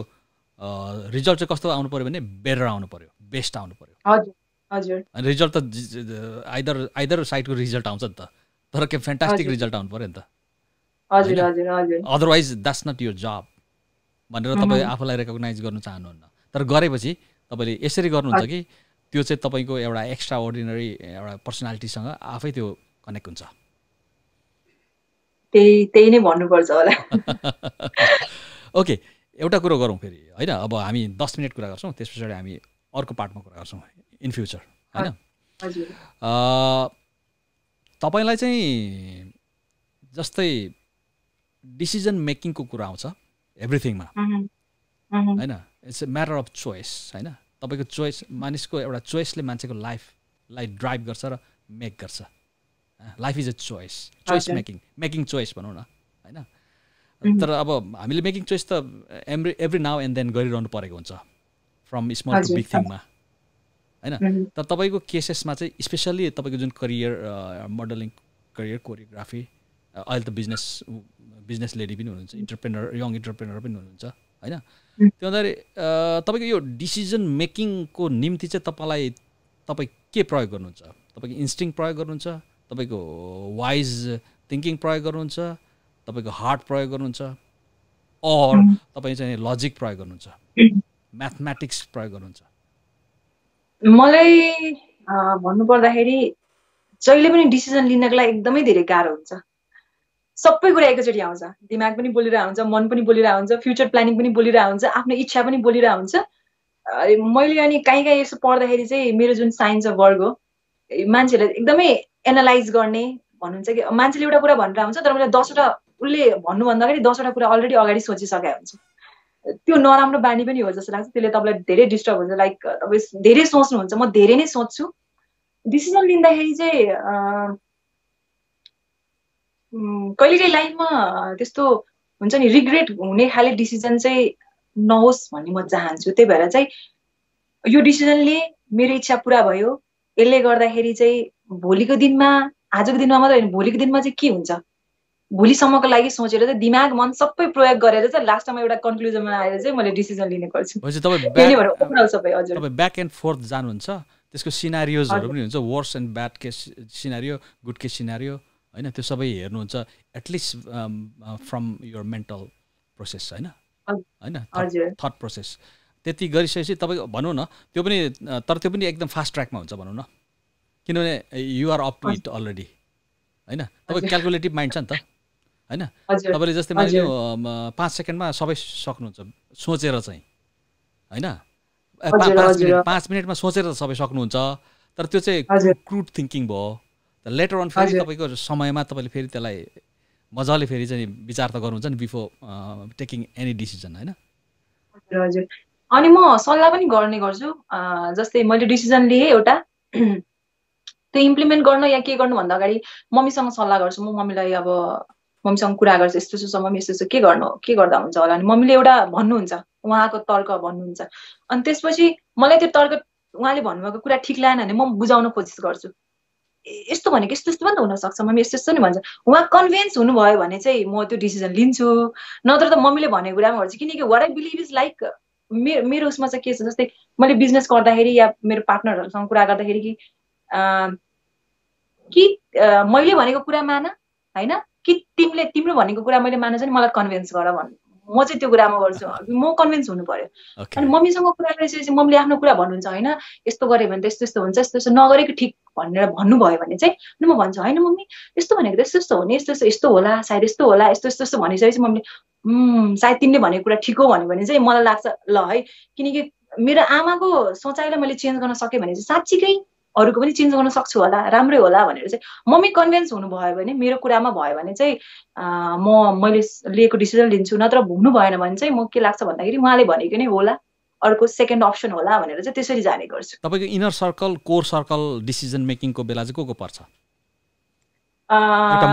इनर सर्कल हजुर मेरो मम्मी नै पर्नुहुन्छ मम्मीसँग कुरा गर्छु फर्स्टमा त्यसपछि प्राय म आफै डिसिजन लिने गर्छु होइन अनि त्यस्तै मलाई गाह्रो भइरहेछ अनि मम्मीसँग नै चाहिँ कुरा गर्छु यसरी नै कुरा गर्छु त्यसपछि ड्याडीलाई पनि सुनाउने गर्छु त्यो कहिले पनि मेरो ड्याडीले चाहिँ कहिले पनि नाइ नै भन्नुहुन्न कुनै पनि कुरामा तिमीले गरेकै ठिक भन्नुहुन्छ त्यो कुराले चाहिँ मम्मीसँग कुरा गर्छु किनकि एटलिस्ट मम्मीसँग मेरो वार्तालाप हुन्छ होइन भनेर मेरो ड्याडीलाई चाहिँ लाइक हुन्छ नि मेरो छोरी भन्दा हुन्छ नि अब केही पनि अरू उनै छैन भन्ने टाइपको उहाँको सोचाइ होइन ड्याडीको चाहिँ अब थट के हो भने तपाईँलाई फुल अटोनोमी दिएको फुल अटोनोमी होइन फुल अटोनोमी भनेको त्यो चाहिँ अनकन्डिसनल भयो फेरि त्यो होइन अनकन्डिसनल लभ तपाईँ बिग्रिए पनि तपाईँ मानिलिनु ड्रग एडिक्ट भए पनि स्वीकार छ ड्याडीलाई राम्रैको लागि गरे होला छोरीले भनेर सोच्नुहुन्छ होला बिकज इट्स यो चोइस होइन तपाईँको चोइसलाई चाहिँ किन तपाईँको चोइसको एगेन्स्टमा त ड्याडी कहिले पनि जानुहुन्न नि त होइन त्यो चाहिँ हाई डिग्री अफ अटोनोमी अथवा फुल अटोनोमी ड्याडीकोबाट पाउनु भएको रहेछ तर त्यसो गर्दाखेरि के भने तपाईँले आफ्नो ड्रब्याक देख्नुहुन्न ब्लाइन्ड स्पट देख्नुहुन्न जुन चाहिँ पिन पोइन्ट गर्ने मान्छे पनि तपाईँलाई चाहिँ चाहिन्छ अदरवाइज यु मे फल होइन त्यो अब खाडल पनि आएको हुनसक्छ तपाईँको जस्तै एक्सिडेन्ट किन हुन्छ त भन्दाखेरि एक्सिडेन्ट किन हुन्छ ब्लाइन्ड स्पटको कारणले हुन्छ नि त ड्राइभरले त मजाले कुदाइरहेको हुन्छ मजाले आफ्नो पाराले कुदाइराख्यो भने किन एक्सिडेन्ट हुन्छ त ब्लाइन्ड स्पट हुन्छ जुन ड्राइभरले इमेजिन गर्न नसकेको त्यो एउटा सिनारियो हुन्छ त्यो चाहिँ तर त्यो त्यहाँ एक्जिस्ट हुन्छ होइन ड्राइभरले त्यो देख्दैन लाइकवाइज तपाईँले पनि त्यो तपाईँले एउटा कुरो चाहिँ एडमिट गर्नुभयो तपाईँमा पनि फ्ल छ भन्ने कुरो चाहिँ तपाईँले एडमिट गर्नुहुँदो रहेछ एकदमै I am a person with the flaw होइन एकदमै होइन त्यो भएको कारणले पनि चाहिँ हजुर ड्याडलाई चाहिँ मैले डिसिजन मेकिङमा चाहिँ ड्याडलाई म सुनाउँदै किनकि मैले अघि भने जस्तै मेरो ड्याडको लागि चाहिँ संसारको सबैभन्दा पर्फेक्ट छोरी मात्र होइन पर्फेक्ट मान्छे भनेकै मेरो छोरी भन्ने सोच्नुहुन्छ उसले कहिले पनि रङ डिसिजन लिन सक्दैन भन्ने उहाँको भनाइ छ मैले राति कुनै बेला हुन्छ नि 2 बजे फोन गरेँ म घरदेखि बाहिर छु बुवा म आज आउन सक्दिनँ यस्तो यस्तो भयो भने पनि उहाँले मलाई क्रस क्वेसन गर्नुहुन्न किनकि मैले जे भने हुन्छ उहाँले बिलिभ गर्नुहुन्छ कि किनकि दे नो लाइक मैले कुरा हुन्छ नि कुनै कुरा लुकाउन सक्छु तर ढाँट्न सक्दिनँ भनेर चाहिँ उहाँलाई थाहा छ कि म कहिले पनि ढाँट्दिनँ भनेर। अनि सायद मैले त्यो कहिले नगरेको कारणले गर्दाखेरि पनि होला मम्मी ड्याडीले विश्वास गर्नुहुन्छ, म तोड्न पनि चाहन्न कहिले पनि। जे छ त्यो साफ साफ कुरा भनिदिन्छु।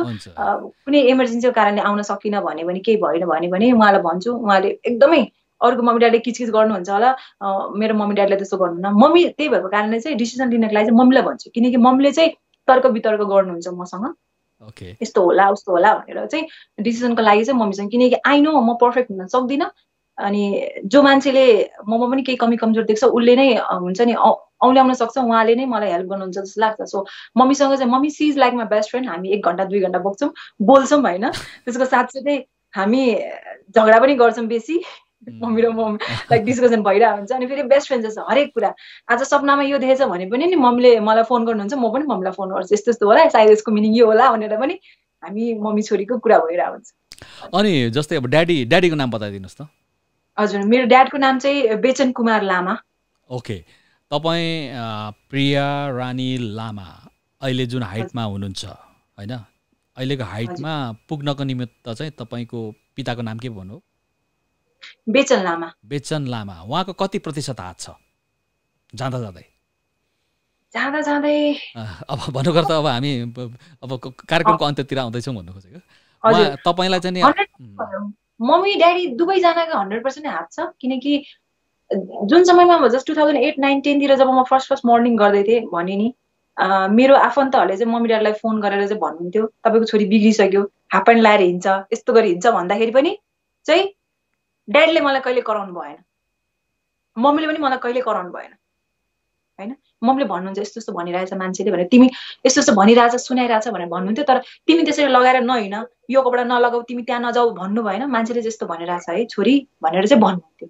भनेपछि उहाँहरूलाई मलाई लाइक मेरो त 16-17 वर्षको उमेरमा त्यति साह्रो विश्वास भनेको चाहिँ अब एकदमै धेरै। जस्तै एसएलसी दिन जाँदाखेरि चाहिँ हाम्रो बेलामा एसएलसी हुँदाखेरि चाहिँ मलाई मेरो मम्मीले सुनाउनु भएको, ड्याडी धेरै ओपन हुनुहुन्न, मम्मीले सुनाउनु भयो आज चाहिँ एसएलसी टाइममा तिम्रो बुवा जानु भएको रहेछ। त्यतिखेर त एकदम चिट दिने गरिन्थ्यो नि त, मेरो दाजुभाइ नै अनि ड्याडी जानु भएको रहेछ। अनि त्यसपछि ड्याडीलाई थाहा छ तिम्रो बुवालाई के भन्नुभएछ मान्छेहरूले, अनि लामाजी तपाईँ पनि आउनुभयो, तपाईँको छोरीलाई त चिटको जरुरी छैन, बेकारमा किन आउनुभएको भनेर यसरी भन्नुभयो। भनेपछि चाहिँ अनि मेरो मम्मीले भन्नुभयो तिम्रो बुवाको नाक त कत्रो ठुलो भयो भनेपछि चाहिँ सबै टोल छिमेकलाई थाहा थियो कि म पढाइमा कस्तो छु भनेर। मान्छेले त्यसरी भन्दाखेरि लामाजी तपाईँको छोरीलाई त चिटको जरुरी छैन, तपाईँ पनि आउनुभयो भन्दाखेरि चाहिँ बुवा चाहिँ पुरा गजबको परेर चाहिँ आउनुभयो है, यस्तो यस्तो भनेर भन्नु। जुन ड्याडीले मलाई भन्नु भने मम्मीले मलाई सुनाउनु भनेपछि सानो उमेरदेखि मम्मी ड्याडीलाई त्यस्तो विश्वास भएको कारणले गर्दा पनि होला। प्यारेन्ट्स स्कुल जानु भनेको चाहिँ त्यो चाहिँ एउटा के को लागि जान्थे? एसएलसी दिँदाखेरि चाहिँ हाम्रो बोर्ड इक्जाम हुन्छ नि एसएलसीमा, अनि चिट पुऱ्याउने जानुहुन्थ्यो नि त पहिलाको बेलामा चाहिँ। त्यो प्र्याक्टिस थियो त्यतिखेर बेलामा। हजुर, त्यो प्र्याक्टिस थियो होइन। अब मैले जनकपुरबाट एसएलसी दिएको, चिट पुऱ्याउन जाने, अब हुन्छ नि पर्खाल चढेर चिट पुऱ्याउने यताउता त्यतिखेर हुने गरिन्थ्यो। अब मेरो चाहिँ आफ्नो दाजुभाइ नभएको कारणले गर्दाखेरि त्यो पोसिबल पनि थिएन। अनि मैले हुन्छ नि मलाई चिटै लग भन्दाखेरि पनि म चाहिँ रिसाउँथेँ कि कस्तो मेरो मम्मी ड्याडी हो, छोरीलाई राम्रोसँग इक्जाम दियो भन्नु त छैन, चिट हालेर लग भन्नुहुन्छ भनेर म उल्टै मम्मी ड्याडीसँग रिसाउँथेँ क्या। भनेपछि तपाईँहरूलाई मेरो क्षमतामाथि विश्वास नभएको हो भनेर मैले क्वेसन मार्क गर्थेँ क्या। जबकि मेरो मम्मी ड्याडीले चाहिँ चिट लग भन्नुहुन्थ्यो होइन एसएलसीको बेलामा चाहिँ। मैले चाहिँ भनेपछि यु डोन्ट बिलिभ मी भन्ने टाइपको फिल हुन्थ्यो। मेरो पढाइ मेरो दिमाग तपाईँहरूले विश्वास गर्नुहुन्न कि मलाई मम्मी ड्याडीले चिट लग भनेको भनेर चाहिँ। अरूको मम्मी ड्याडीले जब रिसाउने, मेरो मम्मी ड्याडीले भन्दाखेरि म रिसाउने, अनि त्यस्तो हुन्थ्यो। अनि तपाईँको ड्याडी चाहिँ किन पुग्नु भएको रहेछ त्यहाँ? हजुर, त्यहाँ चाहिँ किन पुग्नुपर्छ तपाईँको ड्याडी चाहिँ? ड्याड चाहिँ अब यसो सबैजनाले मम्मीले भनेर चाहिँ सबैजनाको गइरहेछ, यसो जाउँ न त हेर्न जाउँ के भइरहेछ भनेर चाहिँ। अब त्यतिखेर चाहिँ अब रमाइलो ग्रुपमा हुन्छ नि सबैजना गयो। यस्तो हो तपाईँको सेल्फ एस्टिम बढाउनु लागिरहेछ त्यो सिम्प्याथेटिक सेल्फ एस्टिम भन्दाखेरि पनि अब ड्याड बाहिर कम्पाउन्डदेखि बाहिर भएको त हामीले देख्ने होइन, मलाई के पनि थाहा छैन। ड्याड चाहिँ यसो हेर्न जाउँ न भनेर चाहिँ आउनु भएको होला सायद। मैले चाहिँ भेट्दा पनि भेटेँ नि। जस्ट इन केस तपाईँले झ्यालबाट भए पनि बाबालाई देख्नुहुन्छ कि भन्ने रहेछ क्या। मेरो छोरीलाई चाहिँ सेन्स अफ इन्सेक्युरिटिज नहोस् टु सम एक्सटेन्ट, जस्तै भने एउटा काइन्ड अफ चाहिँ म त्यो छेउछाउमा हिँडिराखेँ भने उसलाई चाहिँ एउटा प्रोटेक्टिभ फिल होस् न, एक्जाम दिँदै गरेर उसलाई नर्भस नहोस्। हजुर, त्यो भएर होला। ड्याड धेरै ओपन हुनुहुन्न तर ओके। ड्याडी चाहिँ तपाईँको इन्ट्रोभर्ट क्यारेक्टरको रहेछ। ड्याडीको चाहिँ के आयो तपाईँको जिनमा? ड्याडीको सबै कुरा मम्मीकै छ।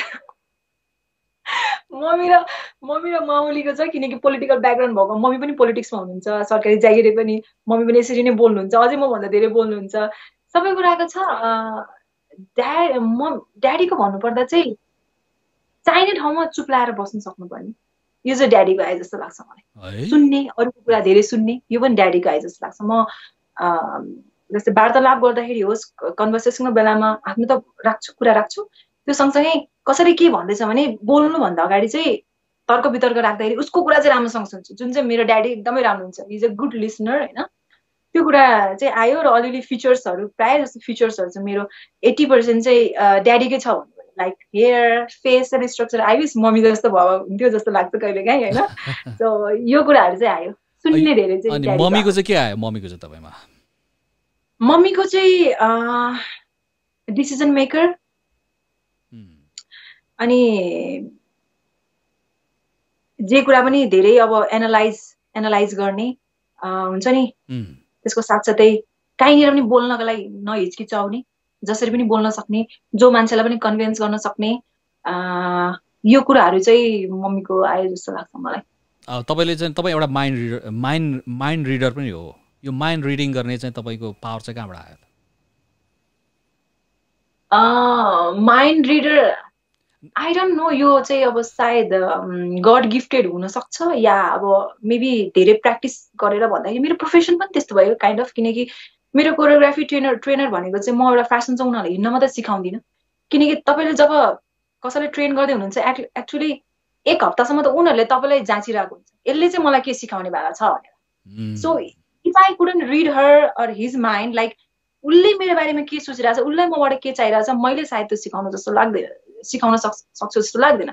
द्याट्स लाइक उनीहरूको हुन्छ नि जेस्चर, फिजिकल जेस्चरदेखि लिएर उसको हेर्ने तरिका, उसको बोल्ने तरिका, ऊ क्लासमा आउँदाखेरिको, ऊ मसँग बोल्दाखेरिको सबै कुरा एनालाइज गरेर चाहिँ यो मान्छेले चाहिँ यो सोचिरहेछ मेरो बारेमा, हुन्छ नि।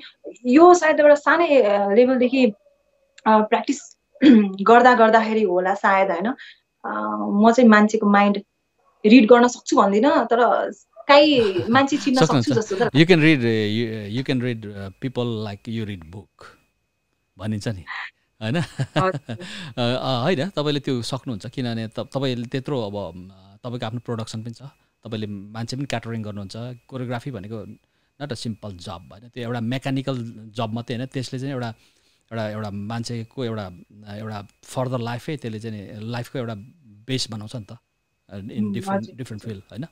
त्यो त तपाईँलाई चाहिँ एउटा होल प्याकेज भन्दा मिल्छ? त्यो नभन्नु मलाई दाइ, किनकि ममा पनि धेरै फ्लजहरू छ, कहिलेकाहीँ अब यो नगरेका त्यो गरेका हुन्थ्यो भन्ने कुरा मलाई अहिले पनि हुन्छ लाइफमा होइन। होल प्याकेज त नभनौँ, I'm just playing a role. र म चाहिँ के भन्छु भन्दाखेरि म मरिसकेपछि पनि चाहिँ मान्छेले मलाई, मेरो आउने जेनेरेसनहरूले मलाई सम्झोस्, र म चाहिँ आफूलाई केही कुरामा चाहिँ म सक्दिनँ भन्ने म चाहिँ रुचाउँदिनँ। म जे कुरा पनि गर्न चाहन्छु। Still long way to go होइन। अब अहिले त मैले जस्ट तपाईँलाई एउटा मैले चाहिँ त्यो एउटा सिनारियो मात्रै एउटा होइन अलिकति भनिदिएको, अलिकति अगाडि भनिदिएको मात्रै हो होइन। तर तपाईँले जस्तै अब गरिसक्नु भएको छ, जस्तै अब नेपालको नाम तपाईँले विश्व जगतमा मिस कस्मोपोलिटन भनेको कुन लेभलको ताज हो? वर्ल्ड मिस कस्मोपोलिटन वर्ल्ड भनेको चाहिँ कस्तो ताज हो? एकपल्ट त्यो डिफाइन गरिदिनुहोस्, हामी कार्यक्रमको अन्त्य गर्छौँ त्यस पछाडि। हजुर, यो पनि एउटा ब्युटी पेजेन्ट नै हो, जुन चाहिँ हरेक देश बिचमा हुन्छ। जस्तै मिस वर्ल्ड सुन्नु भएको छ, miss Asia Pacific, miss universe सुन्नु भएको छ, त्यस्तै तरिकाको यो मिस कस्मोपोलिटन वर्ल्ड हो। तर नेपालले चाहिँ यो 2nd इयर मात्रै हो पार्टिसिपेट गरेको, त्यही भएको कारणले उहाँलाई धेरै सुन्नु भएको छैन होइन। अब ल यो पनि अरू ब्युटी पेजेन्ट जस्तै हाम्रो लगभग 22 देखि 25 दिनसम्मको म मलेसियामा बसेँ, 22 देखि 25 दिनसम्म, र एभ्री डे 32वटा कन्ट्रीले पार्टिसिपेट गर्नुभएको थियो, सबै देशबाट एक-एकजना। आज मिस नेपालको रूपमा म गएको थिएँ, र एभ्री डे त्यहाँनिर त्यही घुमफिर हुन्थ्यो। यसको र्याङ्किङ चाहिँ कुन लेभलमा आउँछ? मिस युनिभर्स, मिस वर्ल्ड, हजुर, यसको र्याङ्किङ चाहिँ कुन हो? त्यही लेभलको हो? त्यो मिस वर्ल्ड लेभलकै हो? हजुर, त्यही लेभलको नै हो, नाम मात्रै फरक हुन्छ होइन, त्यही लेभलको नै हो। तर यो चाहिँ मलेसिया अथवा एसियाबाट सुरु भएको कारणले गर्दा अलिकति यो सानो हो कि जस्तो फिल भएको हो? यस्तो होइन, यस्तो खासमा जस्तै अरू इन्टरनेसनल पेजेन्टहरूको 60 इयर्स प्लस भइसक्यो होइन। 60 इयर्सदेखि 70 इयर्सदेखि उहाँहरूले गर्दै हुनुहुन्छ, जबकि यो पेजेन्ट अर्गनाइज हुन लागेको चाहिँ धेरै वर्ष भएको छैन। त्यो कारणले चाहिँ हो होइन। जस्तै अब हिरेन ट्रेजरले गर्नुभएको मिस नेपालको अब 26 वर्ष भयो होइन। अब त्यो भएको कारणले उहाँहरूले गरेको चाहिँ इभेन्टलाई सबैजनाले वाउ वाउ भन्नुहुन्छ, किनकि धेरै लामो समयदेखि गर्नुभयो, त्यो कारणले मात्रै हो होइन। अब मान्छेले अझै पनि सुन्नु भएको छ नि मिस कस्मोपोलिटन वर्ल्डको नाम, त्यो भएर मात्रै हो, किनकि यो 5औं वर्ष मात्रै हो उहाँको होइन। तर यो चाहिँ तपाईँ चाहिँ मिस वर्ल्ड नै हो नि त? हजुर हजुर। मिस वर्ल्ड नेपालको नागरिक अथवा नेपालको चेली मिस वर्ल्ड हुनु भनेको नट अ जोक होइन। मिस वर्ल्ड हुने धेरै कोसिस भइरहेछ। अस्ति हाम्रो को पो जानुभएको थियो मिस वर्ल्डमा? अस्ति नै भर्खर अनुष्का श्रेष्ठ। हजुर। त्योभन्दा अगाडि श्रृङ्खला खतिवडा। श्रृङ्खला होइन, उहाँ एउटा हाइटमा पुग्नुभयो, उहाँले अलिकति चर्चा ल्याउनु भयो नेपाललाई होइन। तपाईँ त मिस वर्ल्ड नै हुनुभयो त? हजुर होइन, बधाई छ तपाईँलाई।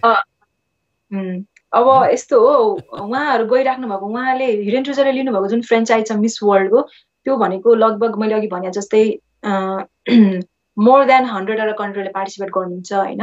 त्यसपछि लगभग 60-70 इयर्स भइसक्यो उहाँहरूले अर्गनाइज गर्नुभएको इभेन्ट वर्ल्ड वाइड होइन। जबकि म गएको इभेन्ट 5 वर्ष मात्रै भइरहेछ। र त्यसको साथसाथै जस्तै मिस युनिभर्स हेर्नु, मिस युनिभर्सलाई चाहिँ वर्ल्डको रूपमा रेकग्नाइज गर्नु पर्दाखेरि चाहिँ सबैभन्दा ठुलो इभेन्ट मानिन्छ ब्युटी प्याजेन्टमा मिस युनिभर्स, जबकि हाम्रो नेपालको चाहिँ तेस्रो वर्ष मात्रै हो होइन। किनकि नेपालको तेस्रो वर्ष मात्रै हो उहाँले पार्टिसिपेट गर्नुभएको, किनकि फ्रेन्चाइज पाएको थिएन हामीले होइन। त्यो भएको कारणले अहिले पनि मिस वर्ल्डलाई चाहिँ हाम्रो नेपालमा ठुलो सानिन्छ, तर वर्ल्ड वाइड हेर्ने हो भने चाहिँ मिस युनिभर्स चाहिँ धेरैले फलो गर्नुहुन्छ। ओके, फर्स्ट टपमा मिस युनिभर्सलाई राखौँ, सेकेन्डलाई मिस वर्ल्डलाई राखौँ, सेकेन्डमा थर्डमा मिस कस्मोपोलिटन राख्दा हुन्छ ऱ्याङ्कमा? थर्डमा मिस कस्मोपोलिटन नराखौँ, अरूहरू पनि धेरैवटा इभेन्ट छ जुन चाहिँ हाम्रो भन्दा पनि धेरै, अब हाम्रो त बच्चै हो। यो चाहिँ कतिमा आउँछ होला? टप 10 भित्र पर्छ? टप 10 भित्र, हजुर टप 10 भित्र पर्छ। Okay, not bad.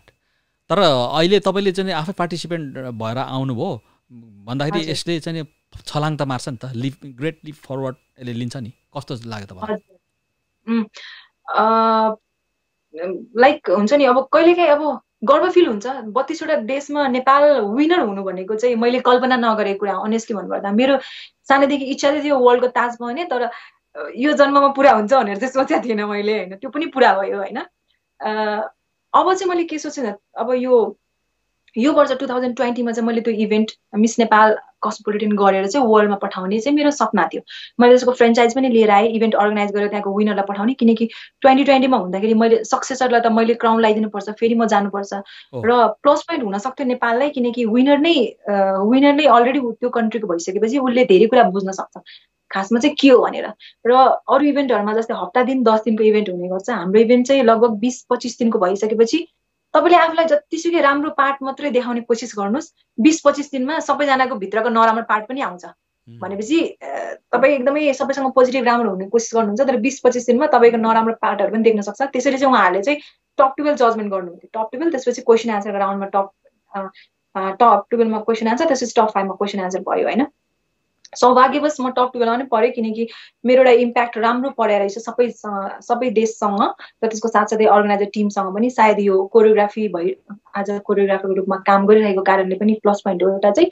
अब यो 2020मा मैले नेपालमा इभेन्ट अर्गनाइज गरेर पठाउनु पाएको भए चाहिँ धेरै प्लस पोइन्ट हुन्थ्यो नेपाललाई। तर अब यो पेन्डेमिकले गर्दाखेरि चाहिँ सबै कुरा अब हल्ट छ अहिले होइन।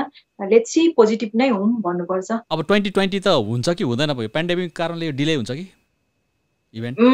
अब हेर्नुहोस्, यो वर्ल्ड अब मिस नेपाल 2020मा मलाई हिरेन ट्रेजरले एज अ असिस्टेन्ट कोरियोग्राफरको रूपमा चाहिँ अपोइन्ट गर्नुभएको थियो।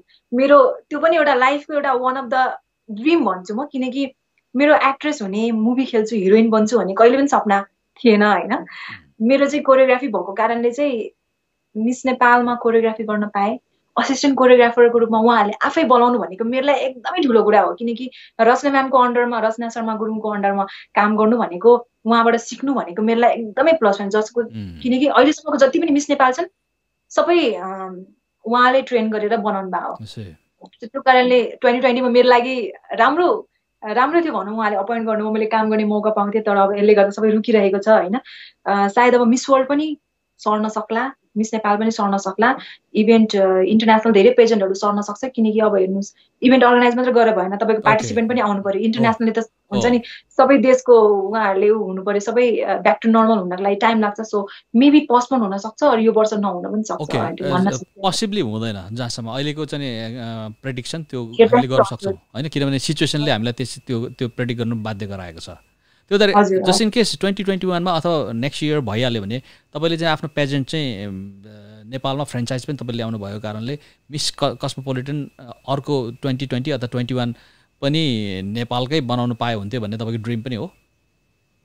एकदम ड्रिम हो। लाइक अब यस्तो छ हेर्नुहोस्, इन्टरनेसनली पनि मैले चाहिँ नेपाल हुन सक्दैन किन जस्तो लाग्यो भने उहाँहरूले सबै कुरा हेर्नुहुन्छ, तपाईँ कुन देशबाट पनि हेर्नुहुन्छ कि तपाईँ एकदमै यस्तो लेभलको आन्सर दिनु पर्यो कि तपाईँलाई हटाउने जजहरूले म उसलाई होइन अर्कोलाई बनाउँछु भनेर बनाउन सक्नुहुन्न, किनकि लाइभ मार्फत त सारा संसारले हेरिरहेको छ। तपाईँको त्यस्तो आन्सर हुनु पर्यो कि सक्दा सकेन। सायद त्यही भएको कारणले, त्यही मेरो आन्सरले गर्दाखेरि नै मैले क्राउन जितेको हो होइन।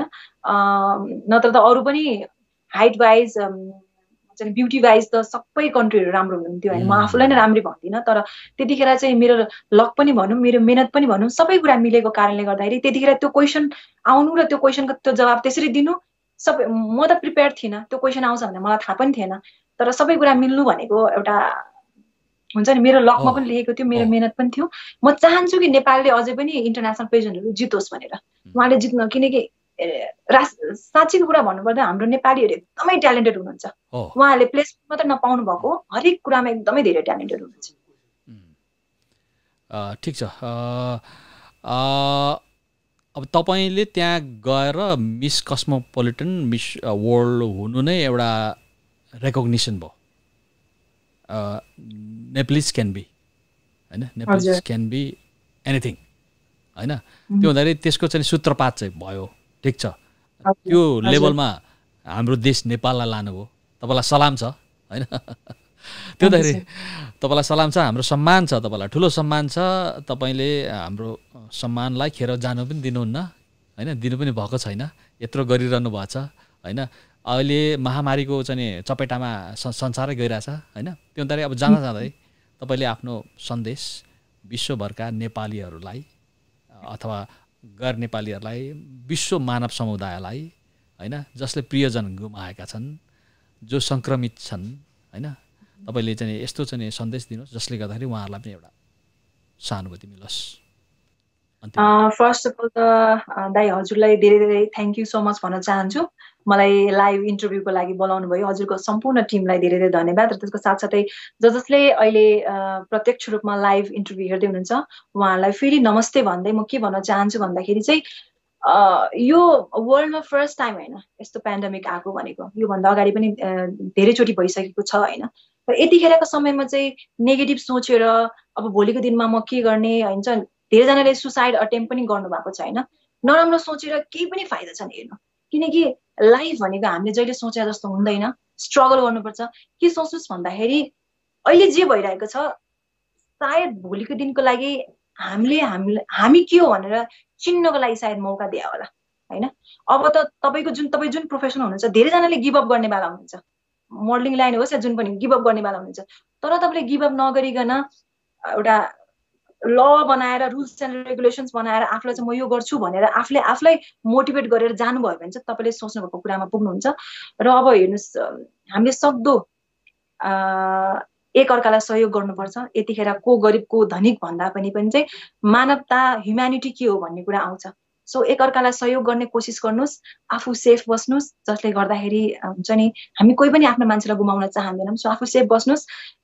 नट लाइक अरू दुईजना टोलमा घुम्दै हुनुहुन्छ भने तपाईँ म चाहिँ किन नजाने भन्ने कुरामा होइन, अरूले के गर्यो भन्दैमा चाहिँ देखासिखी होइन, चाहिँ राम्रो कुरा चाहिँ देखासिखी गर्नुपर्छ जस्तो लाग्छ, जसले गर्दाखेरि हाम्रो सरकारलाई पनि धेरै हेल्प हुन्छ, ह्युम्यानिटीको लागि पनि धेरै हेल्प हुन्छ। सो यति भन्दै चाहिँ stay safe and stay happy भन्न चाहन्छु म। दर्शकवृन्द, हामीसँग हुनुहुन्थ्यो miss cosmopolitan 2019 miss cosmopolitan world 2019 प्रिया रानी लामा। उहाँसँग हामीले अन्तरङ्ग कुराकानी गऱ्यौँ।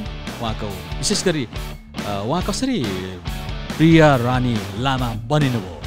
उहाँ एकजना मानिसलाई प्रसिद्धिको अथवा एचिभमेन्टको उपलब्धिको शिखरमा पुर्याउनको निमित्त कस्तो कस्तो मानिसको कसको कुन फ्याक्टर्सहरूको कस्तो भूमिका र हात रहँदो रहेछ भन्ने कुरो पनि उहाँसँगको यो भलाकुसारीबाट हामीलाई केही हदसम्म थाहा हुन गयो र उहाँलाई पनि हामीले नजिकबाट हेर्ने प्रयास गऱ्यौँ। यति भन्दै म आजको होस्ट क्रान्ति सुब्बा, हङकङभित्रका लेखक, मेरा प्रविधिमा साथ दिनुहुने मित्र हेममान लिम्बू, जुन एनएचडी स्टुडियो नेपाल टिभीका प्रबन्ध निर्देशक पनि हुनुहुन्छ। हामी सम्पूर्ण टिम अहिलेको लागि बिदा हुन चाहन्छौँ। धन्यवाद, नमस्ते।